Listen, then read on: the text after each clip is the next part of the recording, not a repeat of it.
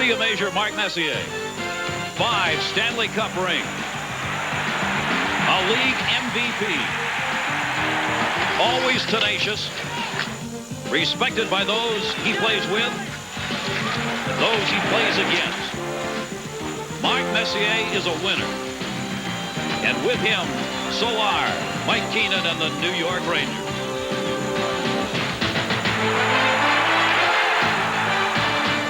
The Philadelphia Flyers, a team right now struggling to stay above 500. And the kid is feeling the heat. Expected to be built in the mold of Mark Messier and lead Philadelphia back to the playoffs where they have not been for years. The question is, can he? Tonight, they face one another.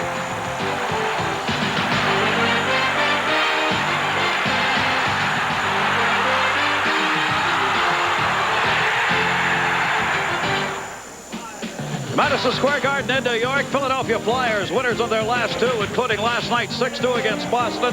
The New York Rangers at home. They'll have a full house on hand, but they have lost 4 of their last 5 games. Hello, everybody. Gary Thorne, welcome. Great to have you with us on ESPN's National Hockey Night. For the New York Rangers this season, they have been 1 or 2 in the National Hockey League for virtually the entire first half of the season. They are the second best team in the league right now, but they are struggling.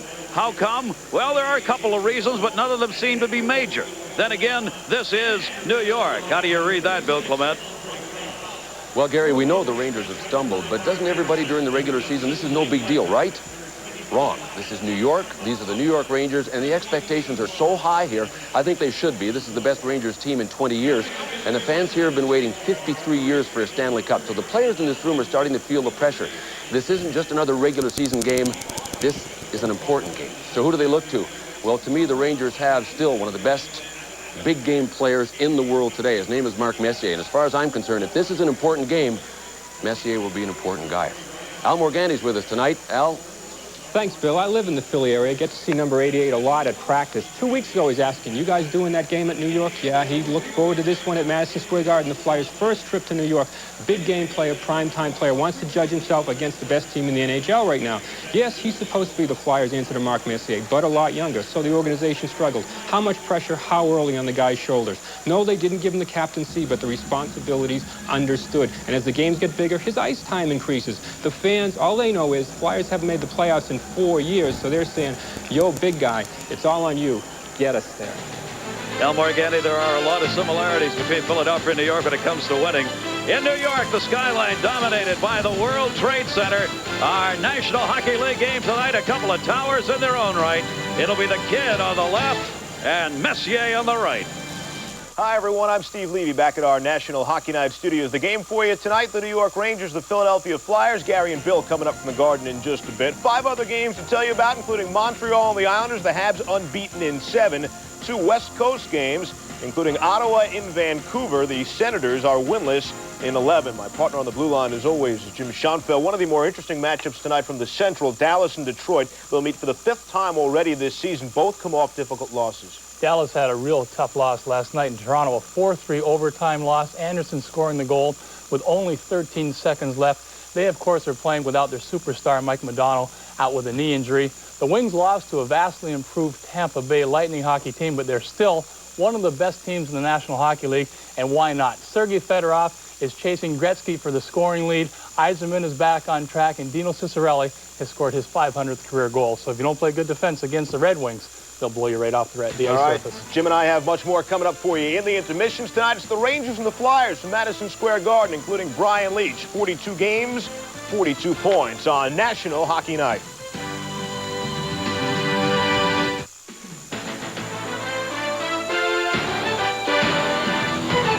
ESPN's exclusive coverage of National Hockey Night is brought to you by the New Dodge, a division of the Chrysler Corporation, by Bud Light, the official beer of the National Hockey League, and by New Contact Non-Drowsy Severe Cold and Flu. Helps turn sick days into work days. Welcome back, Madison Square Garden in New York on Friday night as the Philadelphia Flyers and Rangers meet for the 2nd time this season. They met previously with Philadelphia coming away with a win in that game 4-3. He's turned the tide. Well, Mike Keenan has a plan for tonight's game, Gary, because they haven't scored very much. He wants his team to get the puck to the net, in brackets after that, with intensity, a lot of it. Recchi and Messier ready to take the face-off, and we are underway. Bill McCreary dropping the puck. It'll be DeGrace and McCourt who will be the linesmen working tonight's game with him. In net, Tommy Soderstrom. Remember, Philadelphia played last night. Dominic Roussel started last night. Soderstrom will get the start tonight. Messier back in his own end. Clears it up. It'll be spun around in the zone by Alexei Kovalev. Kovalev out there with Messier and Graves on the first line for the Rangers.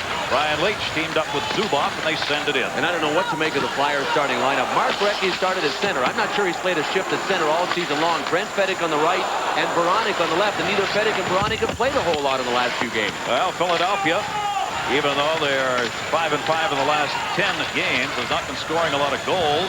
Gary Simpson maybe shaking it up a little bit to try and do something with it.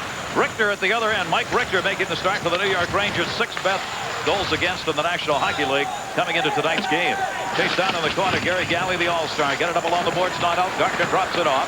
Puck loose in front. Soderstrom knocked it away. Good chance in front of the net. Penalty coming up. Delayed call. Shot, the save made by Soderstrom. Sergei Nemchinov had 2 chances, and the sticks are up early. Well, there are more helmets on the ice than there are pucks right now because there are 2 helmets. One Rangers helmet, one Flyers helmet. We said this is an important game, and the Philadelphia Flyers have started Tommy Soderstrom in goal.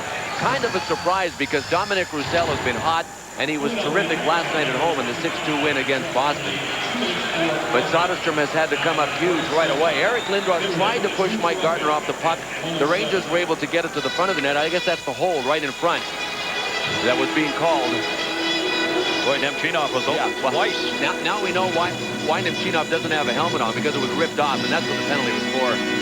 And there is Tommy Soderstrom. This is his 17th start of the season for the Philadelphia Flyers. And right away, Finley goes on roughing at 1:07. And the first power play chance of the game will be taken here for the New York Rangers. See, that's what Eric Lindros and the rest of the Flyers are going to have to watch for, is people in front of Tommy Soderstrom. Mike Keenan wants more traffic, people in front. Hey, listen, something good always happens when you've got people driving the net, and something good happens for the Rangers. They drew a penalty. There you see the power play of the New York Rangers. They've already scored 51 power play goals this year. They are good at it. While Philadelphia has given up 44, they are 20th in killing off penalties and 21st on the road. So we'll see what happens here. New York Rangers' first power play chance in this game. They have been led on the power play. Leetch has picked up 10. Adam Graves has picked up 10. And Leetch is second only to Gretzky in power play points. There is the All-Star. Leetch working one of the points, deflects to him along the boards.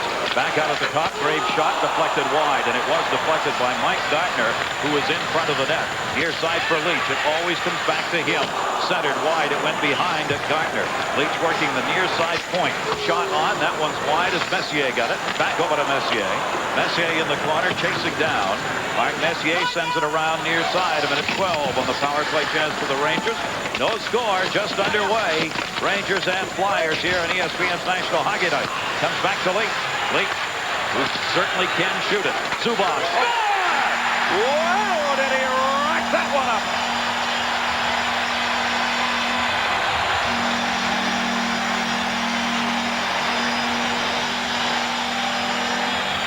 Well, if Brian Leetch has a cannon, Sergei Zubov has a rocket. Terrific play by Brian Leetch. He drew people over to him. Al Conroy, number 15 of the Flyers, got drawn over to him because Leetch showed shot. He faked it, and then Zubov launched one.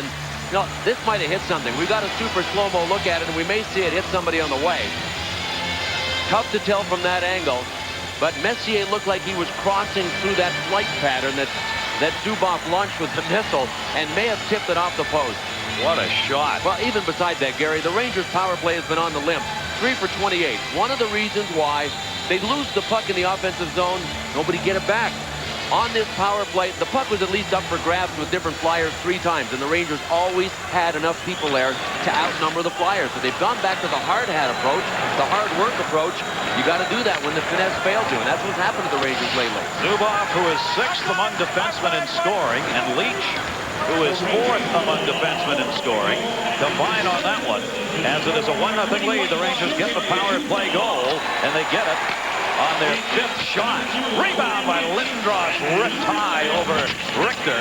Up along the boards, it rolls all the way up to center. Flyers will chase it down at the other end. Zubov is given credit for that goal. His 7th of the season. 5 have come on the power play. Leach and Messier at 2:08 for the Rangers. So they kick it off before most of the Ranger fans have a chance to get seated. Eric Lindros starts it up. Lindros ridden out of the play on the near side by Esa Tikkanen, who was on him. Leach will play it back in his own end. See whether or not Tikkanen will have responsibility on Lindros. Tikkanen in the zone. Was onside, though, as he forced the play deep behind the net. Hit put on along the boards by Greg Gilbert. Tony Amati out there with him. Amati poked it back deeper into the corner. Tikkanen was waiting up along the boards for it, but it never got to him. Philadelphia down a goal, gets it back in their own end. Yuskevich. Dmitry Yuskevich, who set out 3 games. Wasn't playing that well, Bill. Now has come back. Boy, did he come back strong. The message was sent, and he received the message. He's got a goal and 4 assists in his 2 games back. And that can really help the Philadelphia Flyers, who need some offense. Cleared up for the New York Rangers and not out of the zone. Held in. They've got Brind'Amour in front of the net. Penalty coming up on the Rangers. And there's the touch-up. So the Rangers scored on their first power play chance of the game. Philadelphia will get a power play when we come back. Steve Levy back at our National Hockey Night studios. Montreal on Long Island. First minute of play. Marty McInnis moves inside the zone. Fires the shot. Patrick Waugh there to make the stop. But there's Brad Dalgarno on the rebound. 46 seconds in. Gary and Bill. Thank you very much, Steve. And there is Zubov, who got credited with that first goal on the power play. And now the power play opportunity for the Philadelphia Flyers. Eric Lindros will be out there to set up in front. Flyers do not have a shot on goal yet, while the Rangers have picked up 5. And we are 4 minutes into this first period.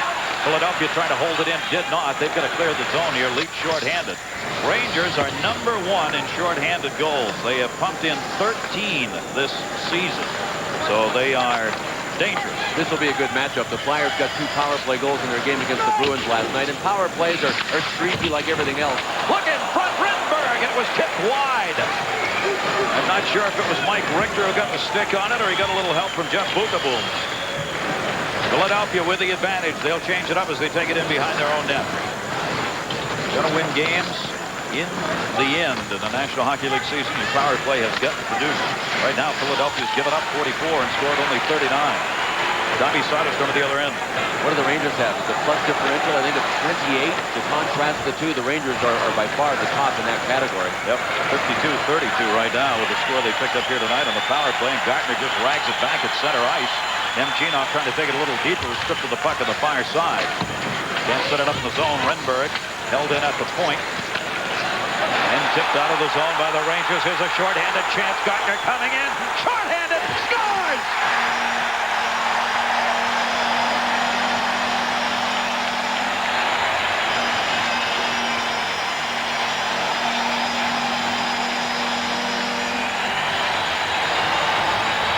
Gary Galley had absolutely no chance to catch Mike Gartner. For a real good reason. Mike Gartner is the defending fastest skater champion from last year's All-Star break, and here he is pulling away from Galley. Boy, he made that look easy. He showed shot all the way.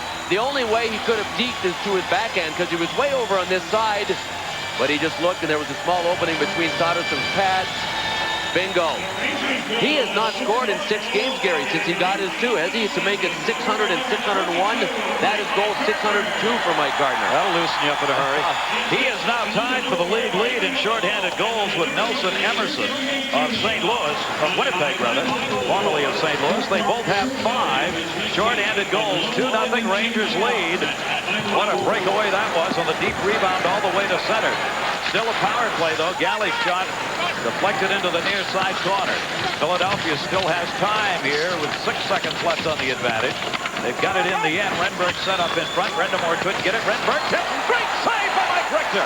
Richter knocked it away as he stacked the pads up.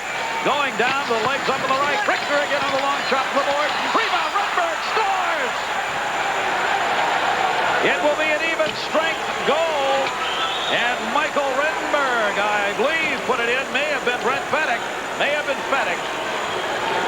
As the puck came loose, Richter was down. Gary, Fedek got robbed the first time. I mean, if anybody deserved this goal, it was him. But look at the Flyers are doing. 2 people right in front of Mike Richter. An outnumbered situation, and the Rangers got tangled up, both Bukaboom and Leach.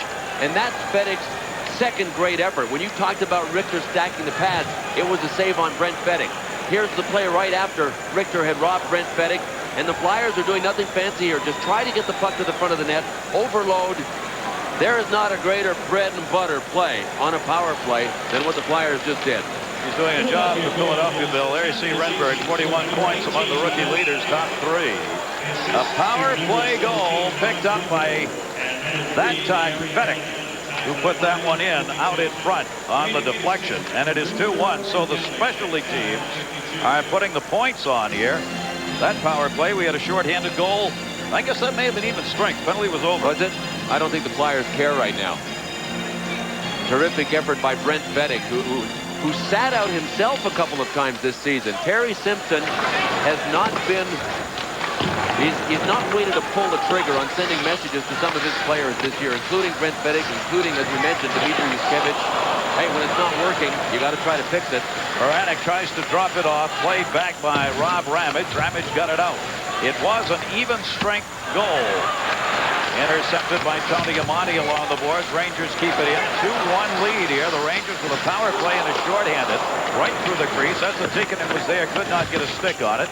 Zubov holds it in. Fedek picking up his 10th.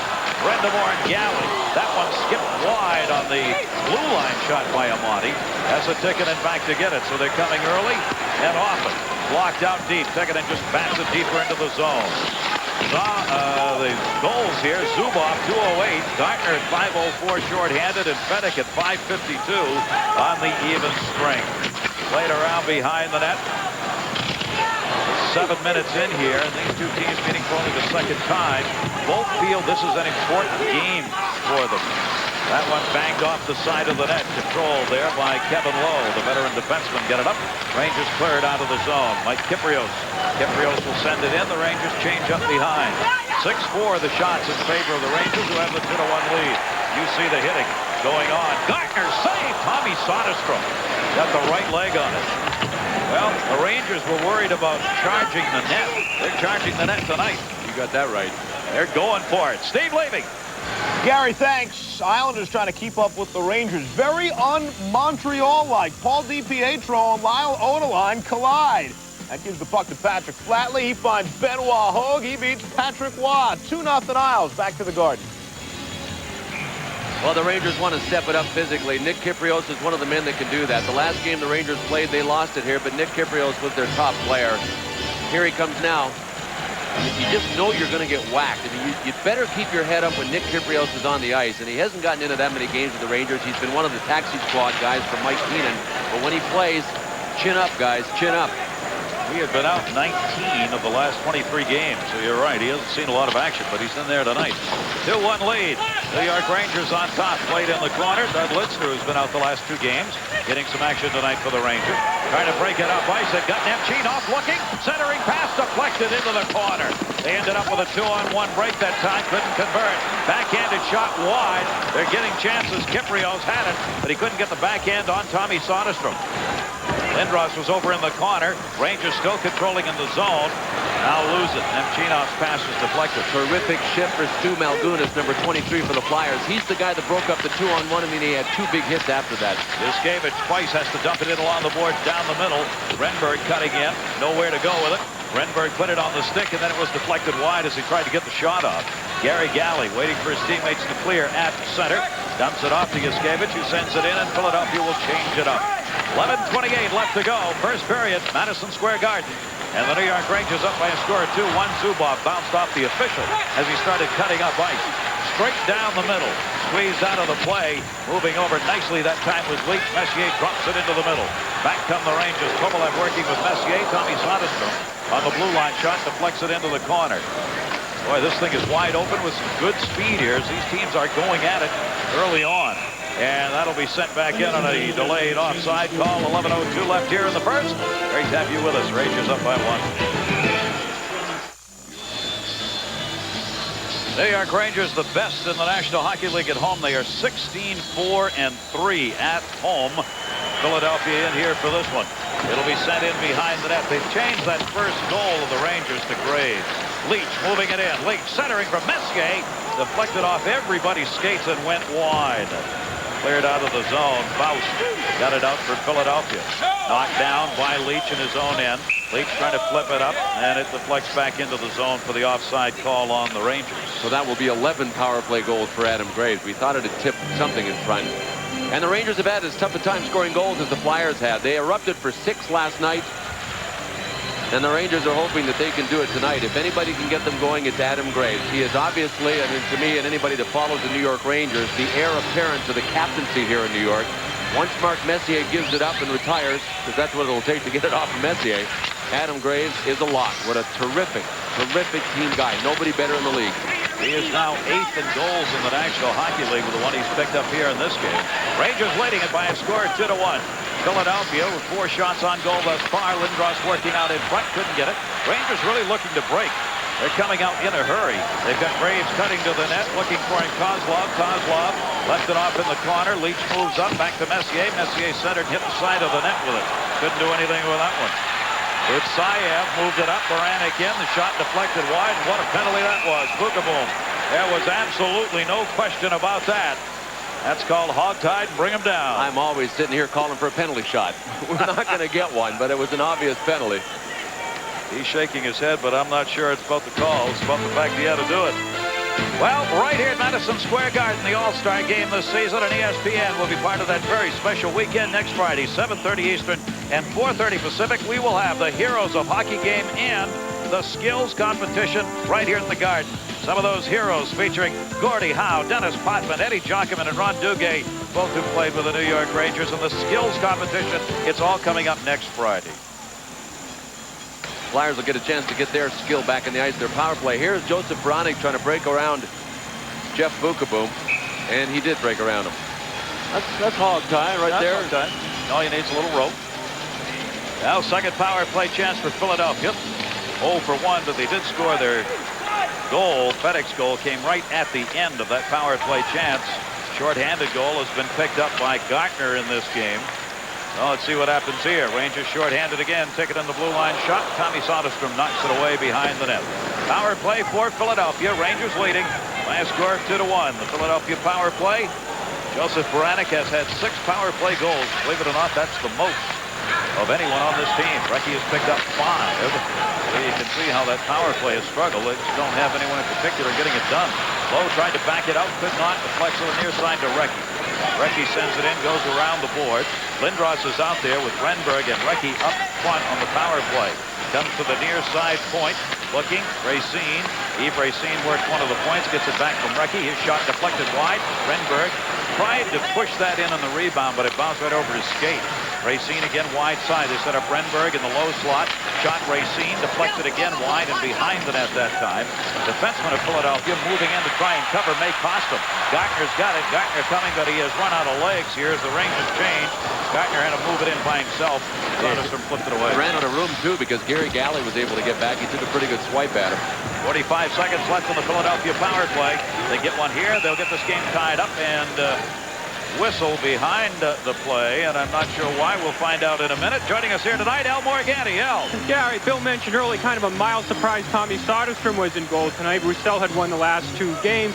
I asked General Manager Russ Farwell before the game, 3 games in 4 days. That's part of the reason. Also, they want Soderstrom to stay in the rotation, so to speak. I get the idea Philadelphia doesn't want to go with an A-B situation, 1 and 1A with Soderstrom and Roussel. Gary? All right, Al. His last start, Tommy Soderstrom went at it on January 8 against Tampa Bay, a 4-2 loss. But, Bill, we were talking about, talk about non-support. Listen to this. In the last 7 complete games that Tommy Soderstrom has played, the Flyers have scored 11 goals. They've scored 2, 2, 1, 1, 2, 2, and 1 in front of him, totaling 11 goals. That's 1.5 goals a game. Yeah, Terry Simpson, shake your head. You don't win when you score 1.5 goals a game. Dominic Roussel has had his guys in his last 7 complete games score 3 goals in front of him. Not that many, but Roussel is 4 and 3 in those 7. Soderstrom has only won 1 of his 7 decisions, and I'm amazed that he won that one. Yeah. Philadelphia, that was a penalty. Too many men on the ice. Faust will serve it. That cost Philadelphia 40 seconds worth of power play. So now it's 4 on 4. Brought in by Tikkanen. Ooh, almost got it in front. Almost got held. Tikkanen still being tied up behind the net. as he and Malgunas finally separate here. 4-on-4 situation. The Rangers will have a power play in 10 seconds. Amani, the shot, saved by Soderstrom. And it trickled in, a knuckleball shot, partially blocked. 3 seconds for the Ranger power play. Leach back to get it, to get the unit out. 1:20 worth of power play now. Rangers have the advantage. Rangers on a power play. Moving down into the corner, Leach. He deflected it. Yuskevich came back to play it. Rangers leading it 2-1. Power play chance for New York. Philadelphia gets the penalty killers out. Richter holds it up. Zubov goes back to get it. What a combination. Zubov and Leach. 4th and 6th among defensemen in scoring in the National Hockey League out there together in the power play points. There's Zubov with it. Zubov sends it high and behind the net, intended for Messier. Messier, Gartner, and Graves on the unit. Deflected back into the corner. The battle for it. Graves over to get it. Graves credited with the first goal, a power play goal. Zubov wide. Rebound Graves. Can't even see it. Did he shoot? Well, that's the problem when you play against the Rangers. Leach and Zubov, they both have got great shots. They both see the ice very well. They both pass very well. They both skate very well. I mean, not many teams have 2 guys like them in the league. I can't think of anybody. Nobody does. Messier's got it. Messier in the middle. Zubov drops it off. Looking. Shot. Soderstrom save and covered. What a chance for the Rangers as they had Philadelphia chasing the puck. Gartner trying to find somebody in front. Soderstrom came out and blocked it. Well, it was the big standoff, wasn't it, at the OK Corral? Finally, when Mike Gartner got it, it was just Gartner against Soderstrom. But the Rangers have wanted to keep traffic in front. That's what Adam Graves is doing there. Zubov to Gartner. Then it's 1-on-1. What Gardner's looking for is somebody to get loose away from the play, away from Soderstrom. And Mark Messier never did get away from Rob Ramage, nor did Adam Graves get away in front. But that's what Gartner is looking for, somebody to pass to here. Finally, he didn't have anybody to pass to, and he realized he was running out of time, and he just had to dump it into the crease in front of Soderstrom. Gartner with 18 goals, 13 assists. Tommy Soderstrom faced 12 shots so far. Rangers up 2-1, still on the power play for another 14 seconds. And power play chances they've had early in this game, they've been able to hold it in the zone. Leach does it again.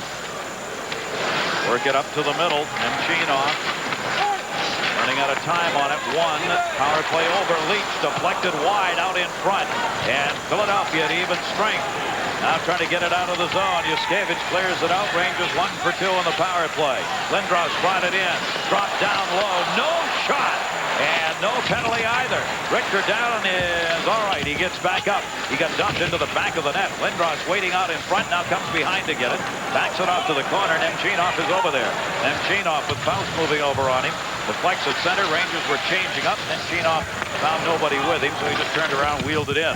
This is the game without helmets. We've had about 4 helmets come off players' heads so far. And they haven't just fallen off. They've been ripped off. Ripped off, yeah. Rolls in.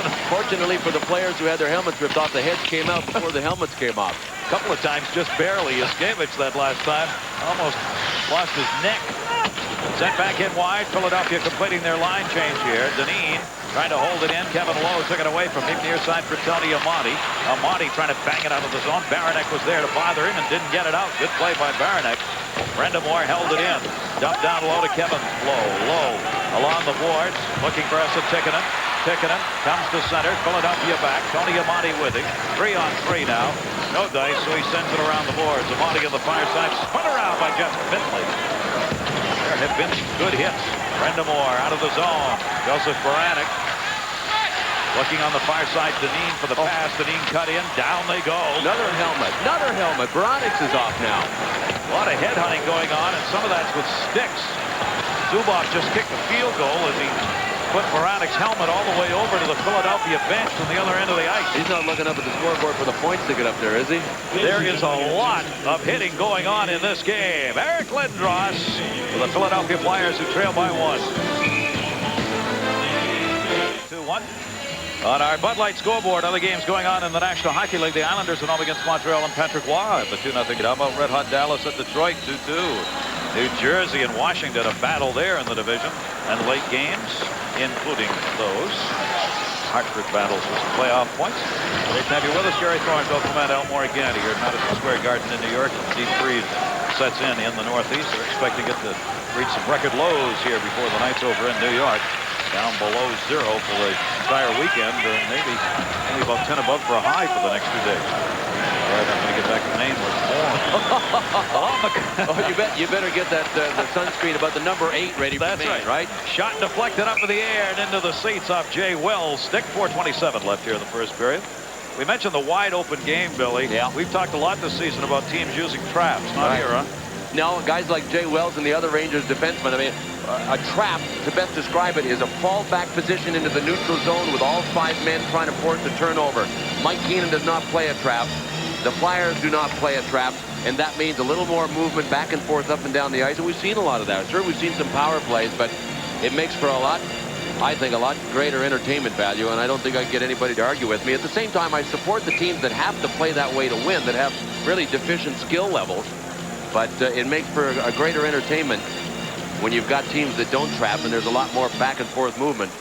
There are those towers against one another right there. Messier and Lindros taking the face off. Lindros got the better of that one. Baranek can't get it out of the zone. Held in. New York Rangers trying to pin it in on Philadelphia. They've had the territorial advantage, the Rangers have, for much of this first period. 12-7 the shots in favor of the Rangers. And the Rangers lead it by a score of 2-1. Adam Graves on the power play goal. Gardner short-handed. And then Fennick got his 10th for Philadelphia. Even strength goal to make it 2-1. Messier batted it in. Messier following it up. Tommy Soderstrom has it underneath the pad and hangs on. Joey Kocur was there. Tried to get it back to Messier. Soderstrom looks strong. Okay, we talked about no trap for these two teams. Here's what we're talking about. The New York Rangers want to try and establish first-man pressure. There's Gardner. He gets ridden off the play. No sweat. Jay Wells pinching in from the point in a trap. Defensemen don't pinch in like that. Mike Keenan wants to play it aggressively, wants to get his guys forechecking. Terry Simpson, the same thing. He wants 2 guys forechecking as long as they can see the backs of the guys they're forechecking. What that means is when the Rangers turn their skates up ice and get their Rangers logo facing up ice, the Flyers will not be as aggressive on the forecheck because the Rangers are coming at them. And can fly when they get going. Back there is Jeff Bukaboom. Bukaboom clears it out, chased down at the other end. Malgunas. Jordan Malgunas has played a lot of hockey for the Flyers this season. Conroy going back to get it. Conroy in the so-called 4th line here at Philadelphia. We probably won't see a lot of this line. Tied up by Leach and Bukaboom. They battle along the boards, pushed away by Dave Tippett, the veteran. He goes down. Tippett and Leach. They've seen each other a number of times over the National Hockey League season. Back out center. Rangers changing it up behind the plane. Nemchinov batted it away. Malgunas back to get it. Stuart Malgunas, a 23-year-old with good size. 6-footer, 200 pounds, and he plays even a little bigger than that. I think he's had a terrific year, Gary, especially because he hasn't tried to do more than he's capable of. Even when the Flyers have been losing, Stu Malgunas has played a good, conservative, solid defensive game. He hasn't tried to do too much. He's been good. Got a role to play, and he plays it. That's coaches love it when you can do that. 2-1 Rangers leading. Brendamore the other way, but they like Brendamore to pick up the scoring pace. He has struggled a bit here of late. Offside call, Rod Brendamore. The East-West Shrine game coming up tomorrow at 8 o'clock Eastern and 5 Pacific. It'll be at the Stanford Stadium in Palo Alto, California. Ron Franklin, Mike Gottfried will be there. It's the East College All-Stars against the West for the Shriners Hospital. Since 1925, this game has raised over $13 million for Shriners Hospital for crippled children. You'll see it ESPN tomorrow night, 8 o'clock Eastern. The ever-famous roof, Parquet floor in Boston, the roof of Madison Square Garden. And Esa Tikkanen, another winner. We talk about guys who've won in their careers. He's one of those. And nothing will rattle Esa Tikkanen. As the games get bigger, he will be an important player. I think his stock will even rise. I mean, he's played in the biggest situations there are, and I'll tell you what, he doesn't shake. Mike Keenan likes him, so he'll get his ice time. Play back for the Rangers, Doug Lidster. Rangers up here 2-1, 2:27 left to go in the first. We'll update you on all that's going on around the National Hockey League during our first intermission. Steve and Jim take it back at our studios. Have the highlights, game stories for you. Back to center, Lidster goes back to get it. He and Jay Wells are teamed up defensively. Wells, a veteran defenseman at 34 years old. Cleared ahead by Tony Amati into the zone. There's Tikkanen and Faust. Faust tying him up. Drops it off, though. Rangers with a chance. Behind the net, Gilbert. Greg Gilbert, nowhere to go with it. Finally, just couldn't control the puck. Cleared back out to center. Dineen is centering pass, and he'll change it up. Brendamore will send it in. Rod Brendamore, 12 goals and 32 assists, second leading scorer on the Flyers behind their leader, Mark Recchi, who's picked up 60 points already. Tommy Soderstrom bats it off the boards. A minute 40 left here in the first. There's Recchi right there, Philadelphia's leading scorer, sending it across ice. Renberg. Lindros is out there. Bill, I don't think he's touched the puck. There he is, but we haven't heard much from Eric Lindros. Not much yet, but Eric Lindros is still not established himself in this league as a puck carrier. I think that will be the next phase of his development. He's been a give-and-go player. To be a dominant center in this league, you know, you got to be a puck carrier. He's out there on the line right now with Recchi and Renberg. Renberg's centering pass was deflected by Leach and cleared out of the zone to Leach by Gartner. Leach brings it in. Head Manning would have been offside, and in fact was. Came into the zone. 1:09 left to go in the first on ESPN's National Hockey Night. And other games going on. Our Bud Light scoreboard. Islanders still up by 2 there. Now Detroit's taking the lead. That was a 2-2 game. Washington, New Jersey, a later start. They're just getting underway in Washington. Late games tonight.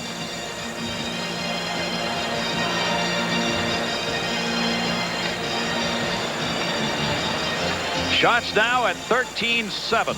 And there's one of the All-Stars. We've got 7 All-Stars in this game. 4 for the Rangers, 3 for the Philadelphia Flyers. Graves is going to be going. I told you he's 8th among goal scorers in the league right now. And Adam Graves will first get a great round of applause. Messier's got it.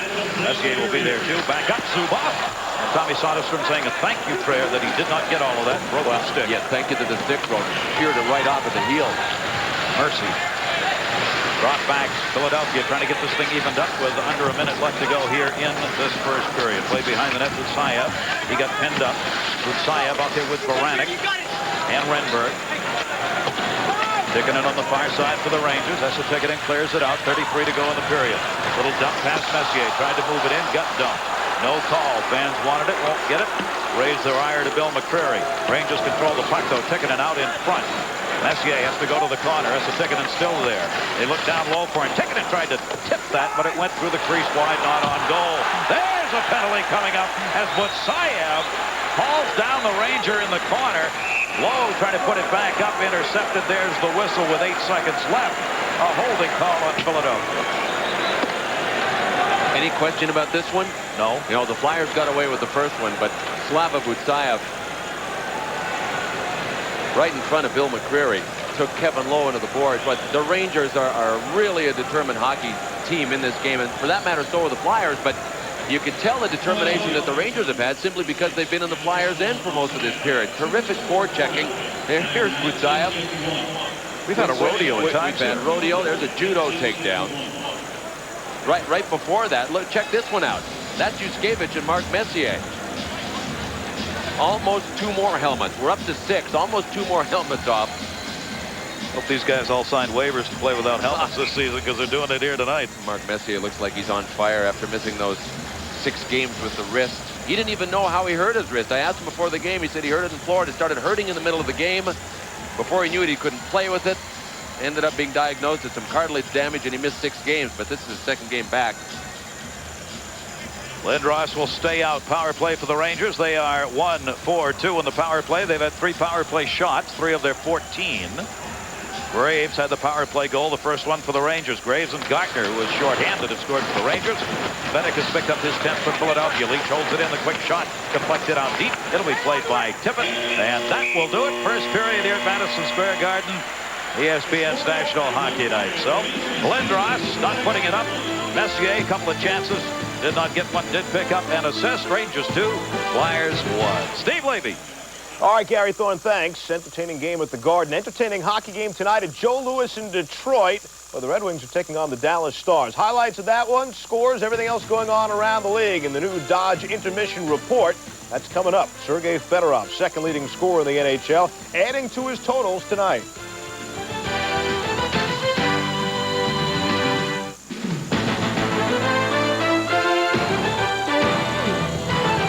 Tonight's first intermission report is brought to you by the new Dodge, a division of the Chrysler Corporation. Hi, everyone. Steve Levy back at our National Hockey Night studios. This is the new Dodge Intermission Report. The game you're enjoying, many of you are enjoying from the Garden in New York. The Rangers leading the Flyers 2-1 after 1. Good one at Joe Louis in Detroit tonight. 5th meeting of the year between the Dallas Stars and the Detroit Red Wings. Highlights of this one for you. In the first period, Sergei Fedorov to Dino Ciccarelli. out in front after some good corner work from the bad angle. It's 1-0 Detroit. Jim? It's a great play by Fedorov. You'll see Fedorov rounding the net. He makes a great fake, and it's the fake that causes the goal. Watch the puck come here to Fedorov. He's going to fake going long. He makes the pass on the short side, and Ciccarelli, top shelf. Paul Cavallini had scored to make it 1-1. Just 16 seconds after that, number 5, that's Nicholas Lidstrom. Unassisted goal, the far side. That would make it 2-1 Red Wings. The quickest way down the ice, past the puck and jump to a hole. Here we have Paul Broughton to Shane Churla, not carrying the puck, moving the puck. There's Gilchrist wide open, a great backhand pass. Through the skates to Coffey, pass Osgood, 2-2. 4 goals in 3 minutes and 31 seconds, but here comes Paul Coffey. Coffey, cross-ice Steve Yzerman for the one-timer. You got to feel for Andy Moog. 3-2 Detroit in an explosive first period in that one for Coffey on that goal. That was career assist number 900. Montreal and the Islanders from Nassau Coliseum. That's 18. Marty McInnes crossing in the middle. The shot stopped by Patrick Waugh, but Brad Delgarno, where's the Montreal defense? Delgarno all alone for the goal. That was 46 seconds in. Then 2 Canadian defensemen collide. DiPietro and Oderline. Patrick Flatley to Benoit Hogue for the goal. That made it 2-0 in favor of the Islanders. That's where they stand late in that first period. One other game that's going on right now. They are scoreless early on, New Jersey and Washington at Landover, the Devils and the Capitals. When we come back, we'll take a look at some of the happenings of the first half of this National Hockey League season. Toronto in first place all alone, 59 points. That and much more as National Hockey Night rolls on.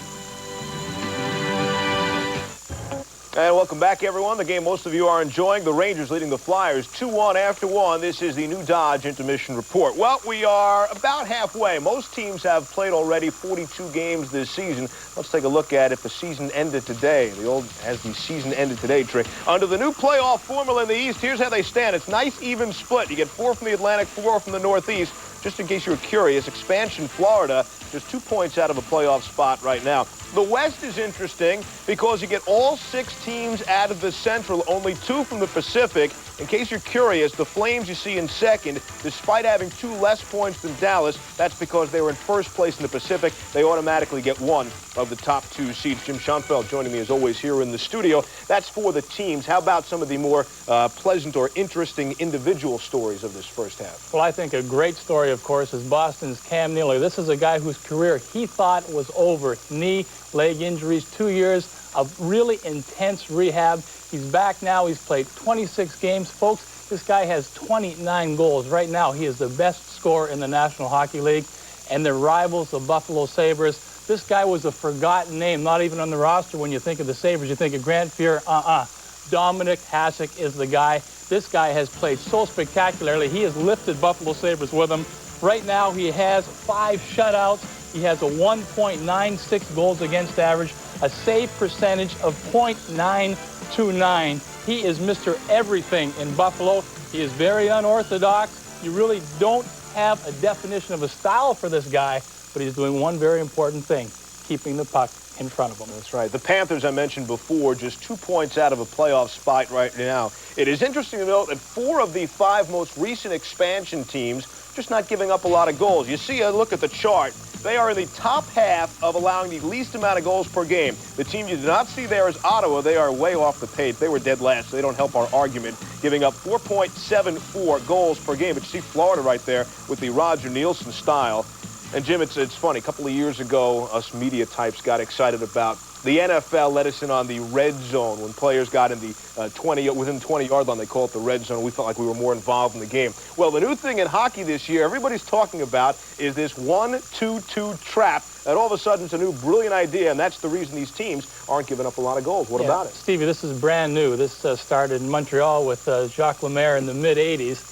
And it all is good, sound defensive play. It's giving it out, shutting down the ice, making your opponent make a wide pass, but it doesn't work unless you have great goaltending. Whenever you play defensive hockey, you're going to spend a lot of time in your own zone. If you look at the teams that are doing well, that play the trap, their save percentage is well over the .900 mark. So their goaltenders are getting a lot of shots, but they are making the big saves. All right, and continuing our theme with this first half of the National Hockey League season, there, of course, was the terrible referee strike along with the linesmen. They have since come back, but there was an ugly incident to take a look at from last Sunday night. This past Sunday night, Dallas playing at St. Louis. Rick Zombo, you see, he runs into linesman Kevin Collins, and then the chop at Collins.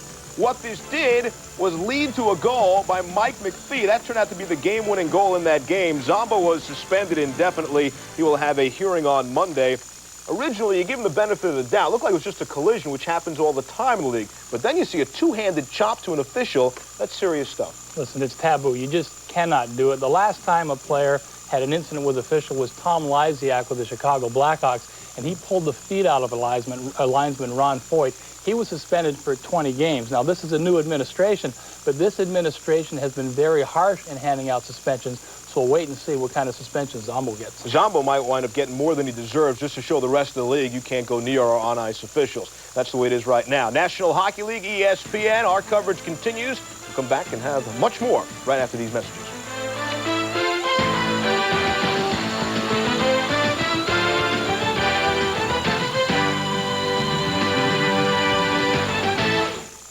Welcome back, everyone, to the new Dodge Intermission Report. After one period of play, Rangers leading the Flyers in New York by a score of 2-1. I am sorry to say we will not be with you for just another National Hockey League game next Friday night. However, I'm happy to say it is All-Star Friday, and we've got it for you here on National Hockey Night. Remember Ray Bourque, make no mistake, in the accuracy department last year, nailing 4 targets on 4 chances, winning his 2nd straight title. I actually argued about it. He did get that all 4 of them. Mike Gardner at 33, the best legs in the NHL, at least in hockey fans. And Al Iafrate showed everyone he's no pushover, the hardest shot award. All for you, National Hockey Night. Next week, the skills competition, also the Legends game. Watch people skate around Jim Schoenfeld, just like the good old days. 7:30 Eastern. Make plans to be with us here on National Hockey Night. As far as our game is concerned, Mike Gardner, talk about legs, the speed, the shorthanded goal. That gave the Rangers a 2-0 lead. Flyers have scored 2-1 after one. Second period is coming up from the Garden with Gary and Bill right after this.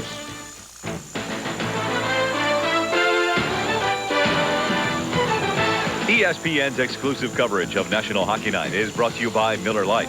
Great taste, less filling. Can your beer do this? By Visa, official card and traveler's check of the 1994 Olympic Winter Games. And by Chevrolet, who invites you to see all the new Chevy cars for 1994. And welcome back, Madison Square Garden in New York. And the New York Rangers have treated their home crowd to a first period lead. 2-1 at the end of one. Gary Thorne, Bill Clement, and Al Morganian, delighted to have you with us. Rangers are playing the way we have seen them play before, Bill. And when they play like this, Philadelphia's got a workload. I thought the Flyers came out with a real energetic outlook. I mean, I thought they were terrific in the early going, but the Rangers just seemed to swamp them. It could be a long night for the Flyers because the New York Rangers, they wanted to establish something, and one of the things they wanted to establish was traffic in front of Tommy Soderstrom. Boy, did they do that. Even on the power play is where they wanted to do it, as well as even strength. And watch this. On one of the goals that the Rangers scored, it went Leach to Zubov. This may be a double tip. They credit it to Adam Graves, but it looks like Messier tipped it, and then Graves in front. Yeah, that qualifies as traffic, and they want to do that even on the power play. At even strength, same kind of deal. Here's Mike Gardner waiting for somebody. Look at the traffic in front of Tommy Soderstrom. It's going to be a long night for Tommy Soderstrom, especially because of the traffic and also because of the shooters. Watch his shot by Zubov. He breaks a stick on it. You think there isn't any torque? Look at that stick bend. He took a lot of ice, busted his stick on the play. Tommy Soderstrom went, thank you, I got away with that one just because his stick broke. Very happy that did not come in. All right, the Rangers now, we get underway here, have a power play. 1:46 remaining on that penalty that came late for the Flyers. Gardner's got it. Power play Rangers. Brought in by Messier. Messier goes back to the point. Leach will be working back there with Zubov. Ranger power play. They have gone thus far 1-4-2. This is their third of the game. Zubov shot deflected. Tommy Soderstrom never saw that. He was screened in front. Graves is down low on him. Zubov again drops it off to Leach. Power play Rangers. Zubov shot deflected wide. Nowhere close to the net on that one. Messier working in the corner for it. Back up for Zubov to Leach. One-timer. Save right on net. Tommy Soderstrom perfectly positioned. Messier again.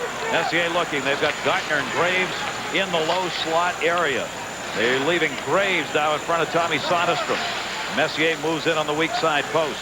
Gardner goes back to the point. Zubov's got it. Zubov Leach. One-timer deflected again by the defense.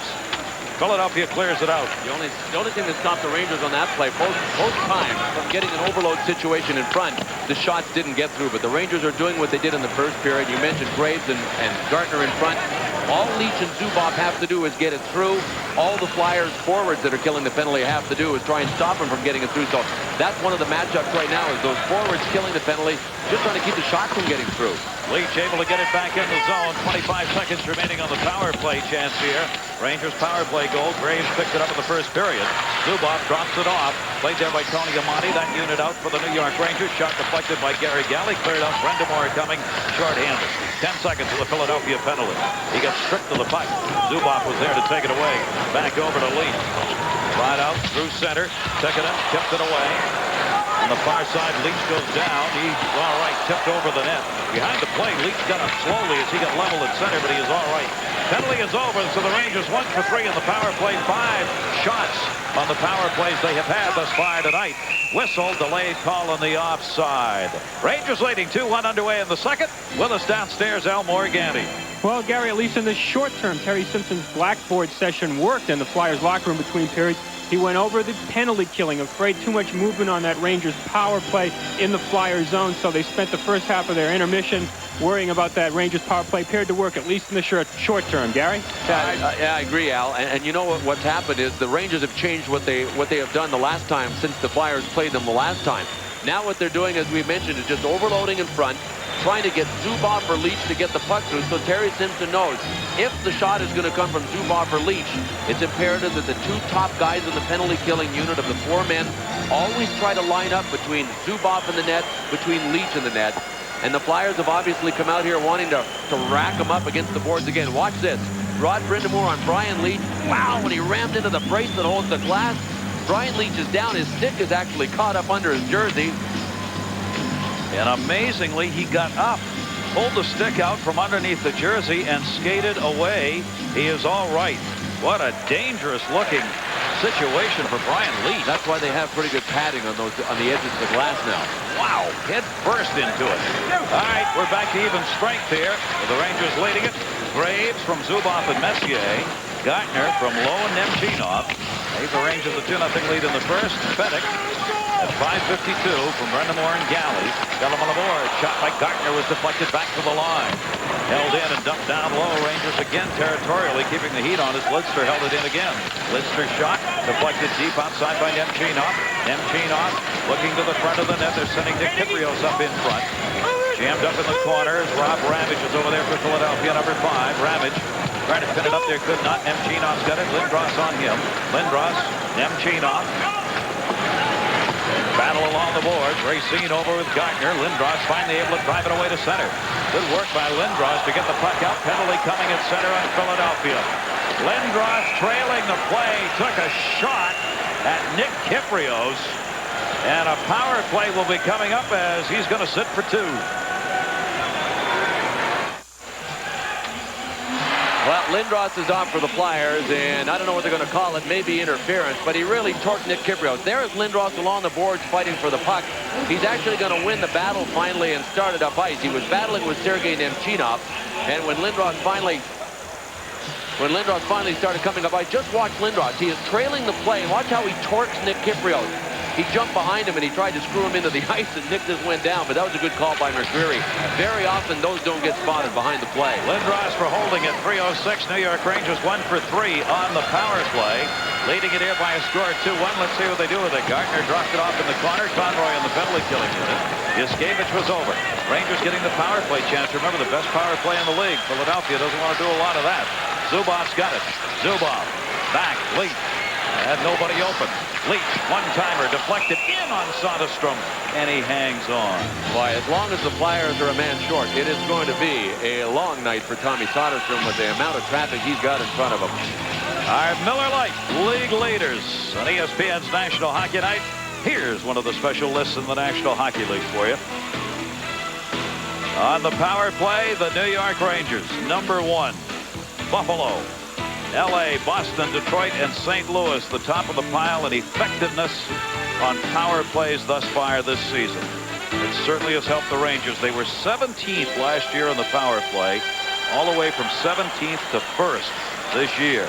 Rangers missed the playoffs last year for only the 2nd time last 16 seasons, so they want in. Philadelphia hasn't been in the last 3, so they desperately want to get back in. Power play shot, Gardner wide. Soderstrom was screened, cleared out by Dave Tippett. Rangers, that activity Bill's been talking about in front of the net. Tommy Soderstrom on 3 or 4 occasions tonight has had shots taken. He had no idea that the shot was even taken, much less where it was. Rule number 1, remain calm, try to stay in the middle of the net, and then hope that they hit you. And the last one did. Rangers still with the advantage here. 50 seconds remaining on the power play. Leach sends it in. Soderstrom goes back to get it. Yaskevich is there up the boards and off. Messier stick to center. Rangers will change up. Way out of the net. Richter came out. Now he's got to hurry up, get back. Galley! Oh, he wasn't back, but it was high. He was trying the drop shot. It looked like a knuckler, and it looked like it was going over Richter, and it had a chance to dip down into the net. But Phil Niekro. Richter came all the way out to the top of the circle that last time. Played by, short-handed, Gary Galley. Galley around the boards, not out of the zone. Down to 20 on the power play. Dineen gets it out, the team captain of Philadelphia. And the Rangers will chase down, and they'll have time for one more rush here. Brendamore up in the forecheck's done a good job with the short-handed unit. Zubov's got it. Zubov brings it up. Gary Galley stands him up and then knocks him down. Rangers still have it as a ticket and centering pass back to Zubov. Penalty's over. Full strength. Lindros out. Shot deflected. Did not get in on net as Tickett knocked it down before it got there. Recchi over to get it. 1 for 4 on the power play for the Rangers. Low cleared it up. Rangers back, even strength now. Amati gets tied up against the boards by Gary Galley. Spun around in the zone, Jeff Finley. Finley trying to bat it out. Ran into trouble there. Rangers take advantage of it. Held in momentarily, lost. Picked up by Renberg. Michael Renberg. Great rookie season for him. Recchi to Renberg. Tried to tip it in. He didn't get a stick on it. Rangers will clear it out. Tony Amati up ice and in. Pace continues. Real strong pace in this game. Both teams going up and down the ice in a hurry, trying to create offensive chances. As opposed to what we talked about, we've seen a lot this season in the National Hockey League, that clutch and grab style. But what shows you that both of these teams are really mentally prepared to play this, there have been only a couple of odd man breaks. Mike Gardner had a broken play breakaway, and that was just a broken play. The Rangers had 1 2-on-1 that Malgunas broke up in the first period, and the Flyers just had a 3-on-2. That's been it. And with this up and down action, that tells you they're mentally prepared. That one ripped wide on the shot by Greg Gilbert. That means the defensemen are getting back to down low. Shot, score, Leach!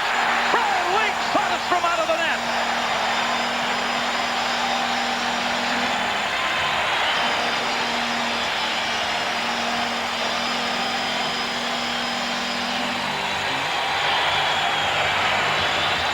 Well, he is not the New York Rangers' leading scorer for nothing, but most of his points have come on assists. This time, Nemchinov with a perfect pass out to Brian Leach. And this is a man that has not scored in 10 games, but that is goal number 13 for Brian Leach.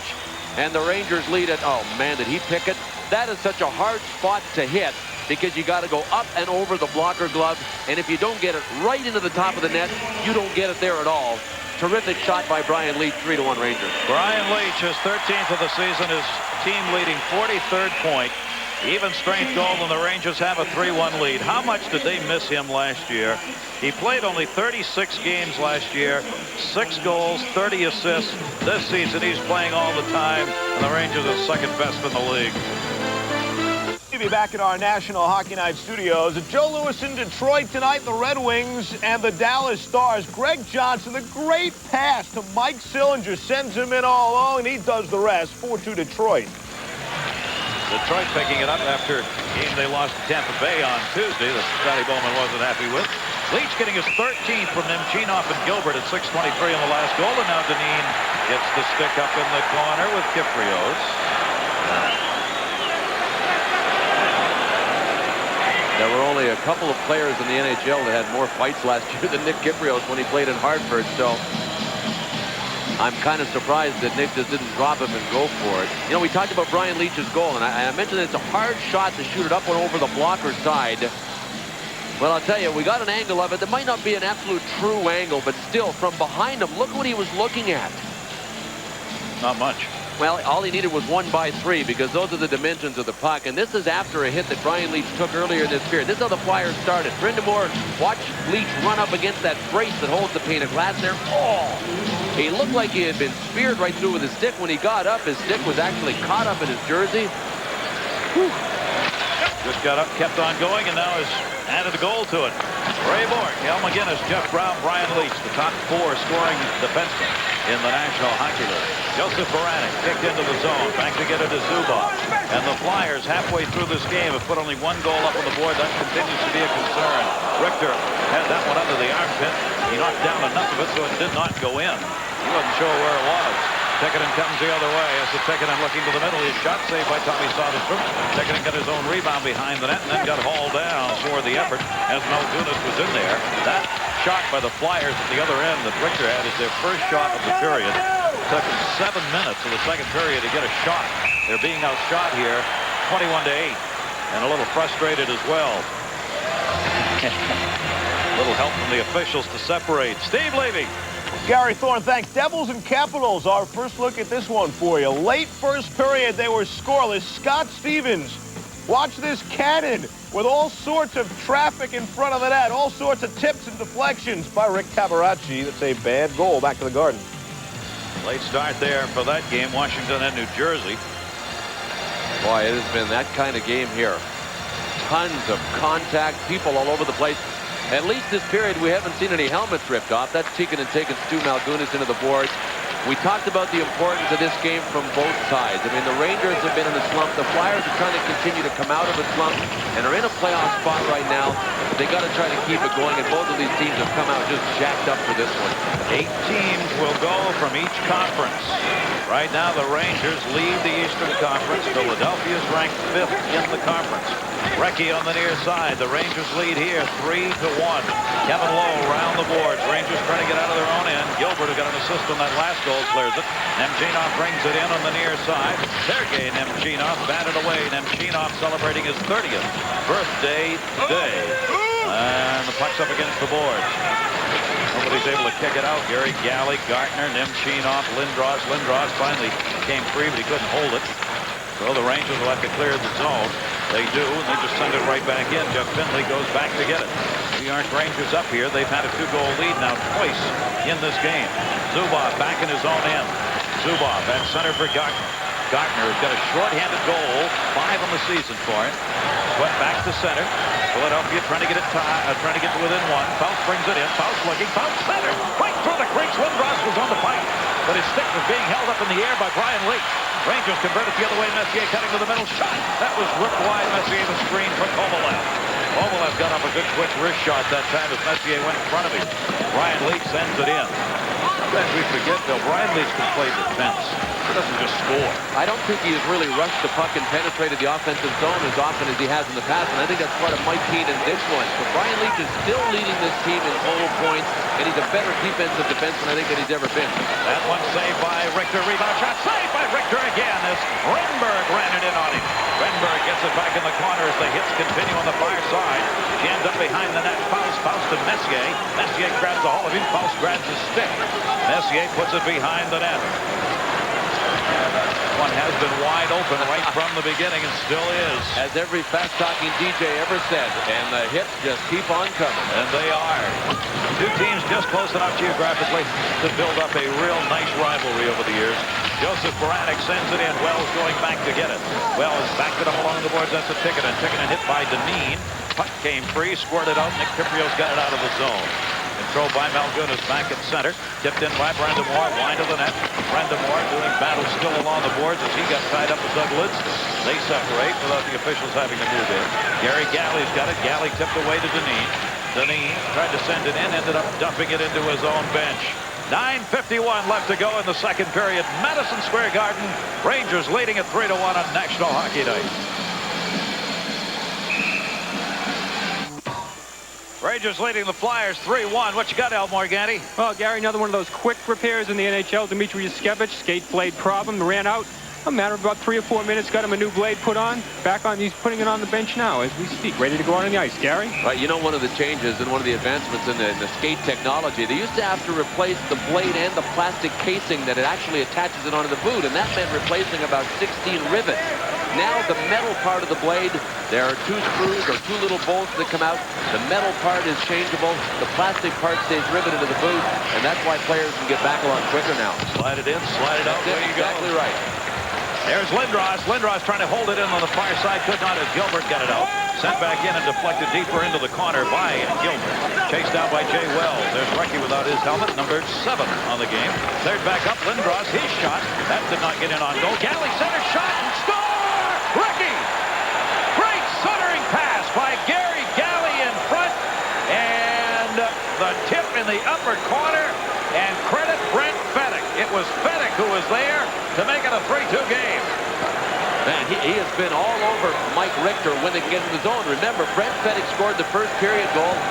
Lindros get an assist on this one. He drilled it toward Mike Richter. Check out the Rangers, though. They left the front of the net completely open. Man, did Fedek thread that. Lindros will get an assist on this one, and I think that Mark Recchi will get the other one because it comes right over to Recchi. But here's what happens when you start the transition too quickly. The Rangers thought they had the puck out of the zone, and we're all thinking offense. Whoop, not so fast. Lindros cuts it at the blue line, and it was a 2-on-0 in front of Richter.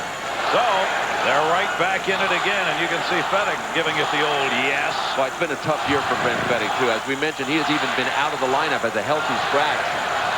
Only got 10 goals on the season, but a big one right there as it's a 3-2 lead. Gary Galley worked it from the corner, put it right on his stick, and he didn't hesitate. Renberg's got it. Philadelphia trying to get it tied up. Renberg the shot.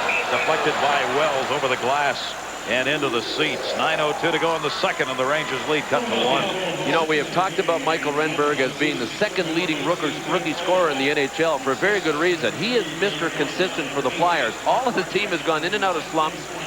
Michael Renberg, the longest he has gone at one stretch without scoring a goal, 4 games. And that has only happened once. He's gone 3 a few times, but it's like every second time you pick up a line score, an agate, there's his name. He has not had many multiple goal games, but he has really been a consistent performer for the Flyers. We were mentioning even for a veteran to be that consistent is very strong. For a rookie, even stronger. That's terrific. He led the team in scoring in camp, then he struggled in the early going, and he was really starting to press. Finally, he got his first one, and away he's gone. But 4 games is the longest he's gone without a goal this year. That's consistent. Fedek, who got the last one, has 11 on the season. Galley and Recchi have been credited with the assists at 10:45. Gary Galley, 4th among defensemen in scoring, and overall 10th in assists. He's added another to it. Viskevich's shot with his new skates deflected out deep all the way to center. Just send it into the wide side. Tony Amati dumped it in. Driven a little deeper by Nick Kypreos, who's getting a lot of ice time here tonight. Kypreos out there with Amati and Esa Tikkanen on that line. Joseph Baranek had to come back to get it. Good pass to Brendamore. Brendamore drops it, heads to the net. Deneen shot. Mike Richter made the save. Baranek was there to partially block it. The Rangers were able to get it out. It will be an icing call. They waved it off. It'll be played at the far end. Malgunas had to go back to get it. They felt he could have. Shot by Graves. He missed it on the short side. See if Philadelphia can get it out here. They do, so that inability to pick up the icing does not cost them. Kevin Lowe back to his own end. Lowe, the 34-year-old, still out there cruising for the youngsters as far as ice time is concerned. Brendamore over to get it. Zubov there.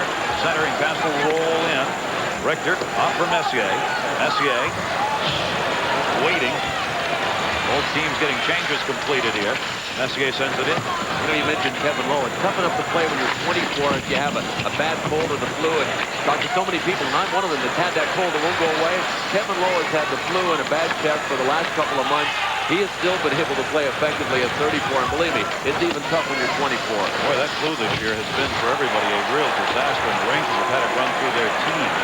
Not an excuse, but one of the reasons they're 5-5 in the last 10 is the fact they've had one player after another down. Near side, Gary Galley. Galley shot deflected wide. 7:30 to go in the second. There's Lindros. Lindros spun around. Lindros still going after it. Lindros and Messier were tied up. Richter right at the side of the net. Right on the post, in fact, preserves the 3-2 lead. The 2 big guys went at it. Steve Levy. Gary, thanks. The Stars in Detroit tonight in a bunch of ways. 4-2, Wings in the second. Sergei Fedorov just wears out Paul Cavallini, top shelf on Moog. So it's now 5-2. Back to the Garden. Yeah, but the problem for Sergei Fedorov is he needs so much time to tee it up and to jam it up into the top of the net. What was that, about 0.02 seconds? What an athlete. He's chasing Wayne Gretzky still for the lead. Gretzky jumped ahead of him by 5 points over the last couple of games. There are the shots on. The Rangers with the distinct advantage thus far in the game, but Philadelphia over the last 5 minutes has started to pick up territorially and keeping that puck in their offensive zone. 7:21 left here in the second. Tommy Soderstrom in net. In the net, actually in the net. He loves to get underneath that post on the faceoff. Now the faceoff's at the other end. Yeah. And he stays way in the net until they drop the puck. He watches the play, and until it starts coming up through center, he doesn't move out. 2-on-1 break. Rangers in. Esa Tikkanen winds up, fakes, takes, score! He got it off to the wide side. Mike Hudson gets the goal.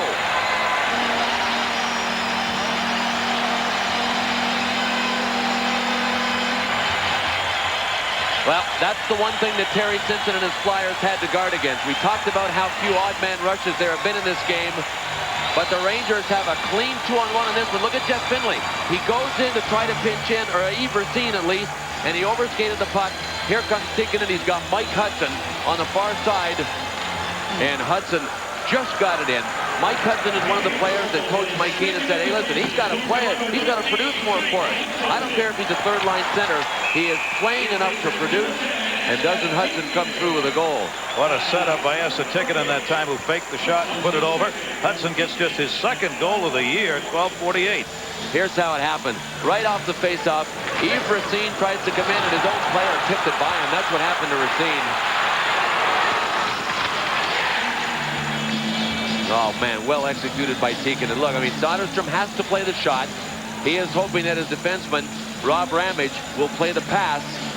But Tikkanen made that one tough on everybody with that fake. Thank you very much, says his teammate Mike Hudson coming over. Finley now wants a little revenge here for the rest of this game. Rangers 4 and the Flyers 2. Face-off will be to the left of Tommy Soderstrom. Rangers get their 4th goal on their 23rd shot of the game. And the Rangers, who had had only 9 goals in the last 5 games, and who lost 5-2 their last game on Monday against Tampa Bay, they picked up 4 already in this one, and we're still in the second period. Zubov chasing it down behind the net. Oops. Brind'Amour colliding as Lowe pushes him away from his goaltender. Brind'Amour collided with Richter rather gently, actually. And Brind'Amour saying, wait a minute, you pushed me into him, Kevin. That's what he's arguing about. ESPN2's Fire on Ice coming up this week, Tuesday, 7:30 Eastern, 4:30 Pacific. The St. Louis Blues take on these New York Rangers. Brett Hull, last 4 seasons, averaging 70 goals, picking the pace up. And you've seen Mark Messier here tonight, averaging 99 points over the last 2 seasons. They'll be going at it on Tuesday. Then on Wednesday, the St. Louis Blues again take on the Philadelphia Flyers. Hull now with 30 goals and 25 assists. And Eric Lindros, who you're seeing here tonight, will be at it. St. Louis being led right now by the guys they expect to be led by. Hull tied for second in the league in goals, and Shanahan for 5th. Yep, real quietly, Brett Hull has snuck up into the second spot. There's Gary Galley sitting on the bench. He'll be playing in the All-Star game, his second appearance. You know, in 1991, Mike Milbury coached the Bruins. He named Galley and Chris Nyland as fills, as guys to play in the All-Star game. There was such an outcry because Chris Nyland was named as well as Gary Galley, but the committee was formed to choose. Well, Gary Galley feels vindicated because the committee this year chose Gary Galley to play in the All-Star game, and he deserves to be in there too. Does he ever? 4th leading defensive scorer in the National Hockey League, so having a great year. Intercepted at center. Rangers will be dumped in by Vukovic. Iskevich goes back to get it. 6:26 left to go. Full house here at Madison Square Garden. And great to have you with us wherever you are in our ESPN National Hockey Night. Virtually all of our games second half on Hockey Night will be on Friday night. So just looking for us. That's where we'll be most of the time, and otherwise we'll let you know. Tipped off at the side of the net. Played there by Tommy Soderstrom. Up the boards. Vranek clears it out through center. Brind'Amour brings it up. 3rd time in this game, Philadelphia's been down 2 goals. They've come back twice. See if they can do it again. Vranek tipped it away to center. Backed up behind the net. Malgunas. Somehow he got a shot off. There's Malgunas. Oh, he hit his own man in the face. Stuart Malgunas trying to dump the puck in. He got Rod Brind'Amour. Brind'Amour caught that right in the face off his teammate's stick. I think Rod Brind'Amour was screened on the play, and the screen disappeared. Oh, man. Well, noses and teeth and lips and all those things heal. Sometimes eyes don't. And Rod Brind'Amour doesn't wear a face shield. Take a look at it. There's Brind'Amour here. He tried to stop it on the play, and it just went back to Malgunas. So Brind'Amour was just waiting for it. banked off the boards, and you know, Rod Brind'Amour looked to his right to see what was out in front of the net, which all smart players do, so that when they get the puck, they know what's awaiting them in front of the net. But did he get dinged? He turned around, and there it was. So we'll just hope for the best with Rod Brind'Amour. Well, if you don't like seeing guys get hit in the face, look away, because we have a super slow-mo look at this. Stu Malgunas off the boards, and it looks like it hits Rod Brind'Amour right between the eyes. So he was helped off, walked off. And we'll see whether or not he's able to get back. Al down there, Al Morganti with us tonight, down by the locker room to check in with him. Zubov brings it up. Rangers leading 4-2. Zubov in. Gardner set the screen up. Tony Soderstrom kicked it away. Jammed up the boards by Jeff Finley. Rangers able to hold it in. Nemchinov dumped it down behind the net. Good game tonight for Greg Gilbert. Also getting some ice time out there tonight. Gilbert helped out the Rangers offensively here. Picked up a point. That'll be cleared in wide. Philadelphia changing it up. Richter goes back to get it. Wrapped it around the boards and cleared out. Anytime there's a strong forechecking game and a hitting game, it really helps a guy like Greg Gilbert, because that's his game. If it's a rush game, if it's a finesse game, Greg Gilbert won't be that big a factor, but this is his kind of game, boy. And I'm sure that's one of the reasons he is dressed for tonight's game. They expected this kind of game. Rob Ramage, who hadn't played his 3 games out there as well, and he plays that kind of game. Leach going back to get it. Leach circling, tied up, dropped it off Philadelphia. Renberg, they got a chance here. In the offensive zone, the Philadelphia Flyers, but can't convert. Tipped away, spun around quickly behind the net. Back to get it is Gutsayev. Gutsayev left it on the near side boards. Faust doing battle. Renberg's got it. The rookie heads to the net as he dumps it in behind, but again, Rangers are there. They're playing tough. Renberg with the sticks up along the boards. Man, did Renberg ever swing at Kovalev? And you know, McCreary was right in front of them. Kovalev looked like he got his stick up on Renberg. Renberg took the great big two-handed swing that missed, but even if it misses, those are usually called. They let both of those go for each player. Now along the boards, it's heading up during the change. There's Messier who got knocked down. He was checking the Philadelphia bench. He stays up and goes after Baranek. Baranek saw it coming and turned the other way. As the hitting continues, Rangers up by 2. Philadelphia trying to get it cut back. Cleared up the center. Conroy gives chase. Conroy with Nemchinov. Will be played by Yuskevich behind the net. Dmitry Yuskevich, the 22-year-old defenseman. Along the boards, Philadelphia trying to connect at center. Get the offense going. Can't. Litzner just cleared it back. Rangers completing a line change here. Played along the boards. Racine was there for Philadelphia. Rangers put the rush on to try and hold it in. Litzner, the defenseman, stepped up. Conroy took it away. Conroy sends it around the boards. Rangers, Jay Wells stepped up. Wells gets knocked down by Deneen. Tony Amonte gets hit behind the net. Rangers turn around shot as a second on that one deflected. Talk about pinches. Both Litzner and Wells pinched to the hash marks in this shift. All the way up. Litzner's shot. That was wide. Deneen and Wells. Wells head first into the boards. Clean check 2-on-1 the other way. Baranek in shot. Save Richter. Rebound is loose side of the net. Richter reaches. It covers up. Hey, Gary, this is as close as I've seen to playoff brand hockey this year. If anything, somehow the hitting is picked up in this period. What a terrific squash by Kevin Deneen on Jay Wells and on the boards. Man, here it is. There's Jay Wells again pinching in. I mean, the Rangers really aggressive with their defensemen. But because Jay Wells pinched in like that, here's what happened. The 2-on-1 for the Flyers. Renberg decided to shoot. Richter didn't give him anything on the short side. And he Baranek, rather. It wasn't Renberg. Almost lost control of it, but covered up. Wells, when he went against the board, you saw he got his arm out. Otherwise, he would have hit a header into the boards, but he got the arm up. There's a veteran with all kinds of numbers. Oh, look at those penalty minutes. They still remember him in the Spectrum. You know why? When he played for the Flyers, he built a stick rack. He loves carpentry. They still use the stick rack. You pointed that out on games from Philadelphia. It is still there along the bench. A 4-2 Ranger lead, 2:40 to go. Second period, shots are 24-14 in favor of the Rangers. Only one penalty this period, a holding call on Lindros, and there he is with the puck. Eric Lindros starts it up for the Philadelphia Flyers. His shot deflected out deep, comes to the near side boards. Rangers has done a good job holding Lindros off the play. Leach and Tikkanen, for the most part, have done the work. Gilbert had it poke checked away by Galley. And they did clear the zone. They're onside. Nemchinov centering pass. Galley missed him as Nemchinov went by. Now Lindros picks it up. Eric Lindros will head man it. Blue line and in. Lindros dropped it off and heads to the net. Renberg got tied up behind the net. Fedek rather did. Fedek left it. Lindros spun around, couldn't get to it. 1:57 left to go, second period. Wide open, good, hard-hitting hockey game. These teams meeting for the second time. Messier in. Messier dropped it off, down low, shot deflected. Leach was there, but it hit the back of Adam Graves. Leach trying to hold it in, did, and then lost it. All over the place, Brian Leach. Dropped Lindros, centering pass. Again, Leach was there to knock it away as Faust was cutting in on the right wing. Graves trying to get it out of the zone, tips to center. Malgun is back, and at 25 left here in the second period. It is flying by. Leach brings it in. Leach drops it. Shot. Graves wide. Messier sent it deeper into the corner. And Chinov cutting to the net. Kovalev behind it. Held on to Leach. Leach waiting.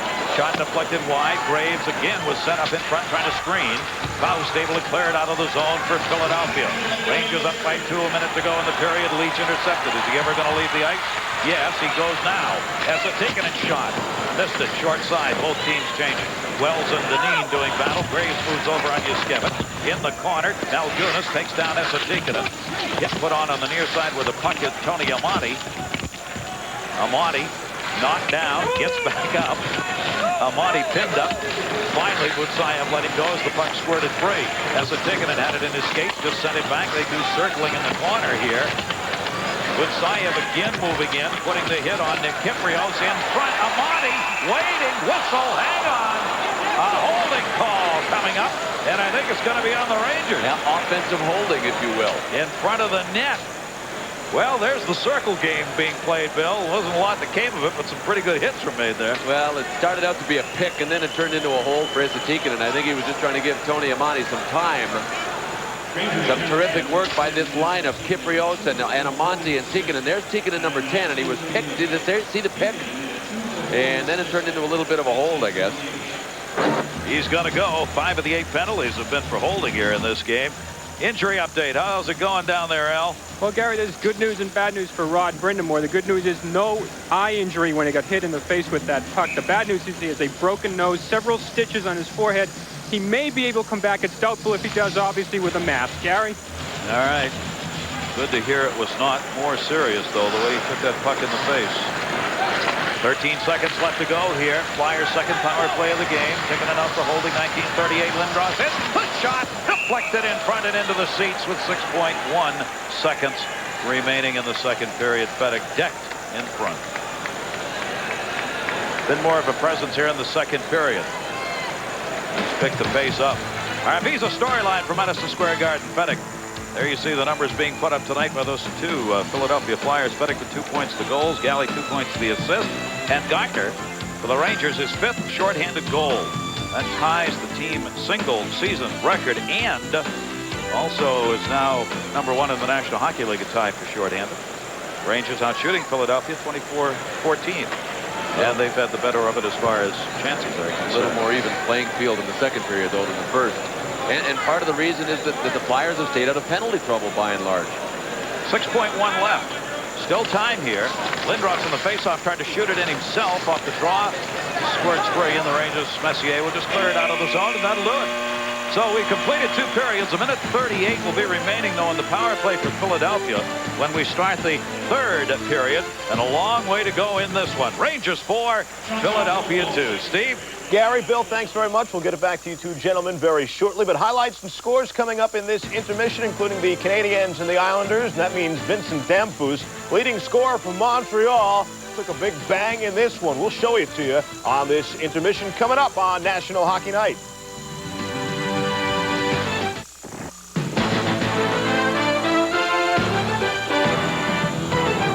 ESPN's exclusive coverage of National Hockey Night is brought to you by Blockbuster Video. Only Blockbuster Video gives you so many movies, so many ways to make every night a blockbuster night. Hi, everyone. Welcome back to our National Hockey Night studios. The game that many of you are enjoying after 2 periods of play now. The Rangers leading the Philadelphia Flyers by a score of 4-2. Elsewhere tonight and around the National Hockey League, Dallas is playing at Detroit. 5th meeting of the year between these old Central Division rivals. Of course, Dallas, when they were in Minnesota, was an old division rival. Sergei Fedorov for Dino Ciccarelli, 1-0 Detroit. They were up 2-1. Dallas on the break. Brent Gilchrist the score, all tied at 2. Steve Yzerman looking to score. Finds the net the hard way. He would do it right, though. Paul Coffey carries in to Yzerman for the one-timer. Jim? Well, that's the benefit of having a defenseman that can join the rush. Paul Coffey, with this pass to Yzerman, becomes the first NHL defenseman with 900 assists. Second period, Detroit does not stop. Mike Sillinger all along on a good feed from Greg Johnson. Well, you see right here, everybody's focusing on the puck carrier, 4 Dallas defenders, but nobody watches Sillinger. He gets a great pass from Johnson. 4-2 wings when Fedorov steals the puck, wears out Paul Cavallini and takes it, and you got a feel for Andy Moog.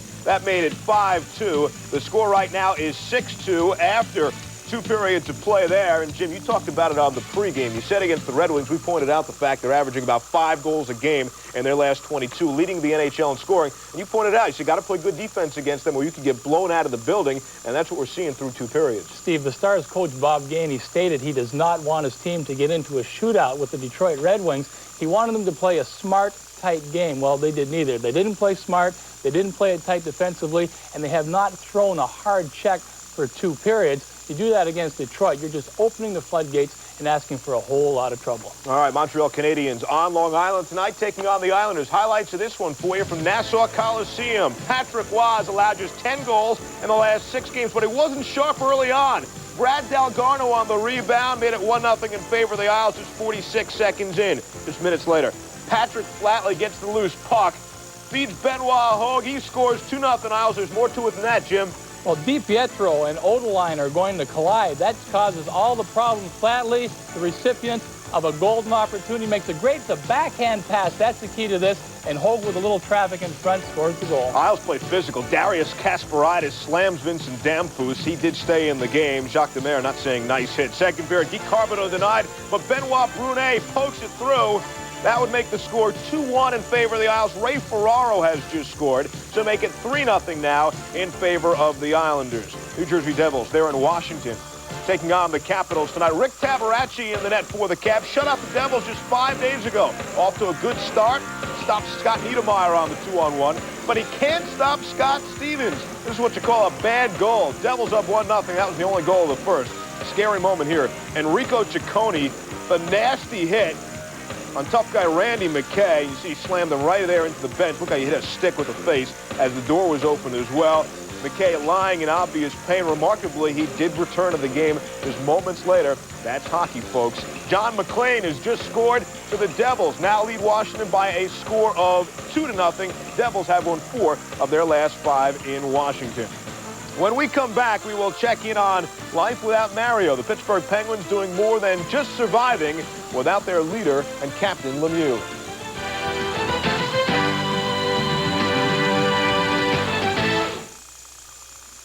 Welcome back, everyone. After 2 periods of play at the Garden in New York, Rangers lead the Flyers by a score of 4-2. Well, imagine having hockey's best player on your team, but not having him in your lineup on a regular basis. You would think the pain that keeps Mario Lemieux off the ice would just be killing the Pittsburgh Penguins in the standings. Well, not exactly the case. The Penguins not a one-man team. The Pittsburgh Penguins are a 20-man team. The Pittsburgh Penguins leading the Northeast Division and doing it all without their star Mario Lemieux. How have they gotten it done? We have a very talented supporting cast. Certainly we want Mario in the lineup. He's the greatest player in the world, and when you have him in there, you know, it makes our team that much better. But, you know, we've played without him in the past, and you know, we feel very capable, and we knew that it was just a matter of time before he comes back, so we had to kind of hold the fort and, you know, give credit to the 20 guys that have played hard every night. The team has played well minus Lemieux. After all, they've had practice through the years. They're used to it, actually. You know, I mean, this guy's made more comebacks than George Foreman. It's almost like a boxing hockey thing going on here. But, and I think it's also led to their maturation as a team because they've been faced with this before, not only during the regular season, but in the postseason. And I think they have learned to deal without Mario Lemieux, which has helped them, and I think in the long run is going to help them as a team go on to win more Stanley Cups. We're used to in and out of the lineup. It's something that we love to have him in there, and we love to see him in there skating. And it's a big confidence boost for our whole team when we see him getting dressed in the locker room. The Penguins standout wants to be back on the ice with his teammates, but due to the fact that they're on top of the division without him, there's no real need for him to hurry his return until he's completely recovered. If they weren't in first place in their division, there would be all kinds of controversy in town. Why is he not playing? Get him back. In the first place, it's really taken the heat off management, the coaches, and Mario himself to take his time. And it's also instilled the players, I think, with a lot of confidence. If you can lead your division without him, what's going to happen when he comes back? Now, don't misunderstand. This team loves having Mario in its lineup and is looking forward to skating with him once again very soon. It's kind of like you have that something up in the clouds that you know somebody's going to come down and help you soon, and we're just waiting for it. I think that's the great thing is that, you know, we're doing so well. Imagine when we get Mario back. Back to Murphy. Murphy to Ron Francis. Craigwell up to pressure him. In front, drops down to Neal. He scores! We get used to playing without him, but it'd be awful nice to play with him. Here's Lemieux. Stevens shoots, and he scores! We love playing with Mario, believe me. You know, it's so much. I think the team goes to another degree when Mario is in the lineup, and I think there's a new dimension. It's called the Lemieux factor, and you know, it really puts everybody else on the heels a great deal. So we're very excited about having Mario in the lineup, believe me. Mario Lemieux is back on ice, getting set for his return. No one knows exactly when that will be. Brian Leetch on the ice after taking a thunderous hit earlier. He scored to make it 3-1. It's now 4-2 Rangers after 2. Here on National Hockey Night, we update the updates. That's right. Brad Delgado and Marty McInnis got together earlier for a goal. That was Delgado's. This time the two hook up for McInnis' goal. I don't even know if he touched it. He got a piece of it. That made the score 4-1. That's where they stand right now. They are after 2 periods of play there. Also another update for you. Stephane Richer has scored for the New Jersey Devils. On Sunday, it was the Capitals shutting out the Devils 4-0. Right now, they are in the second period. The Devils up 3-0 in Landover. Third period action from the Garden in New York is next.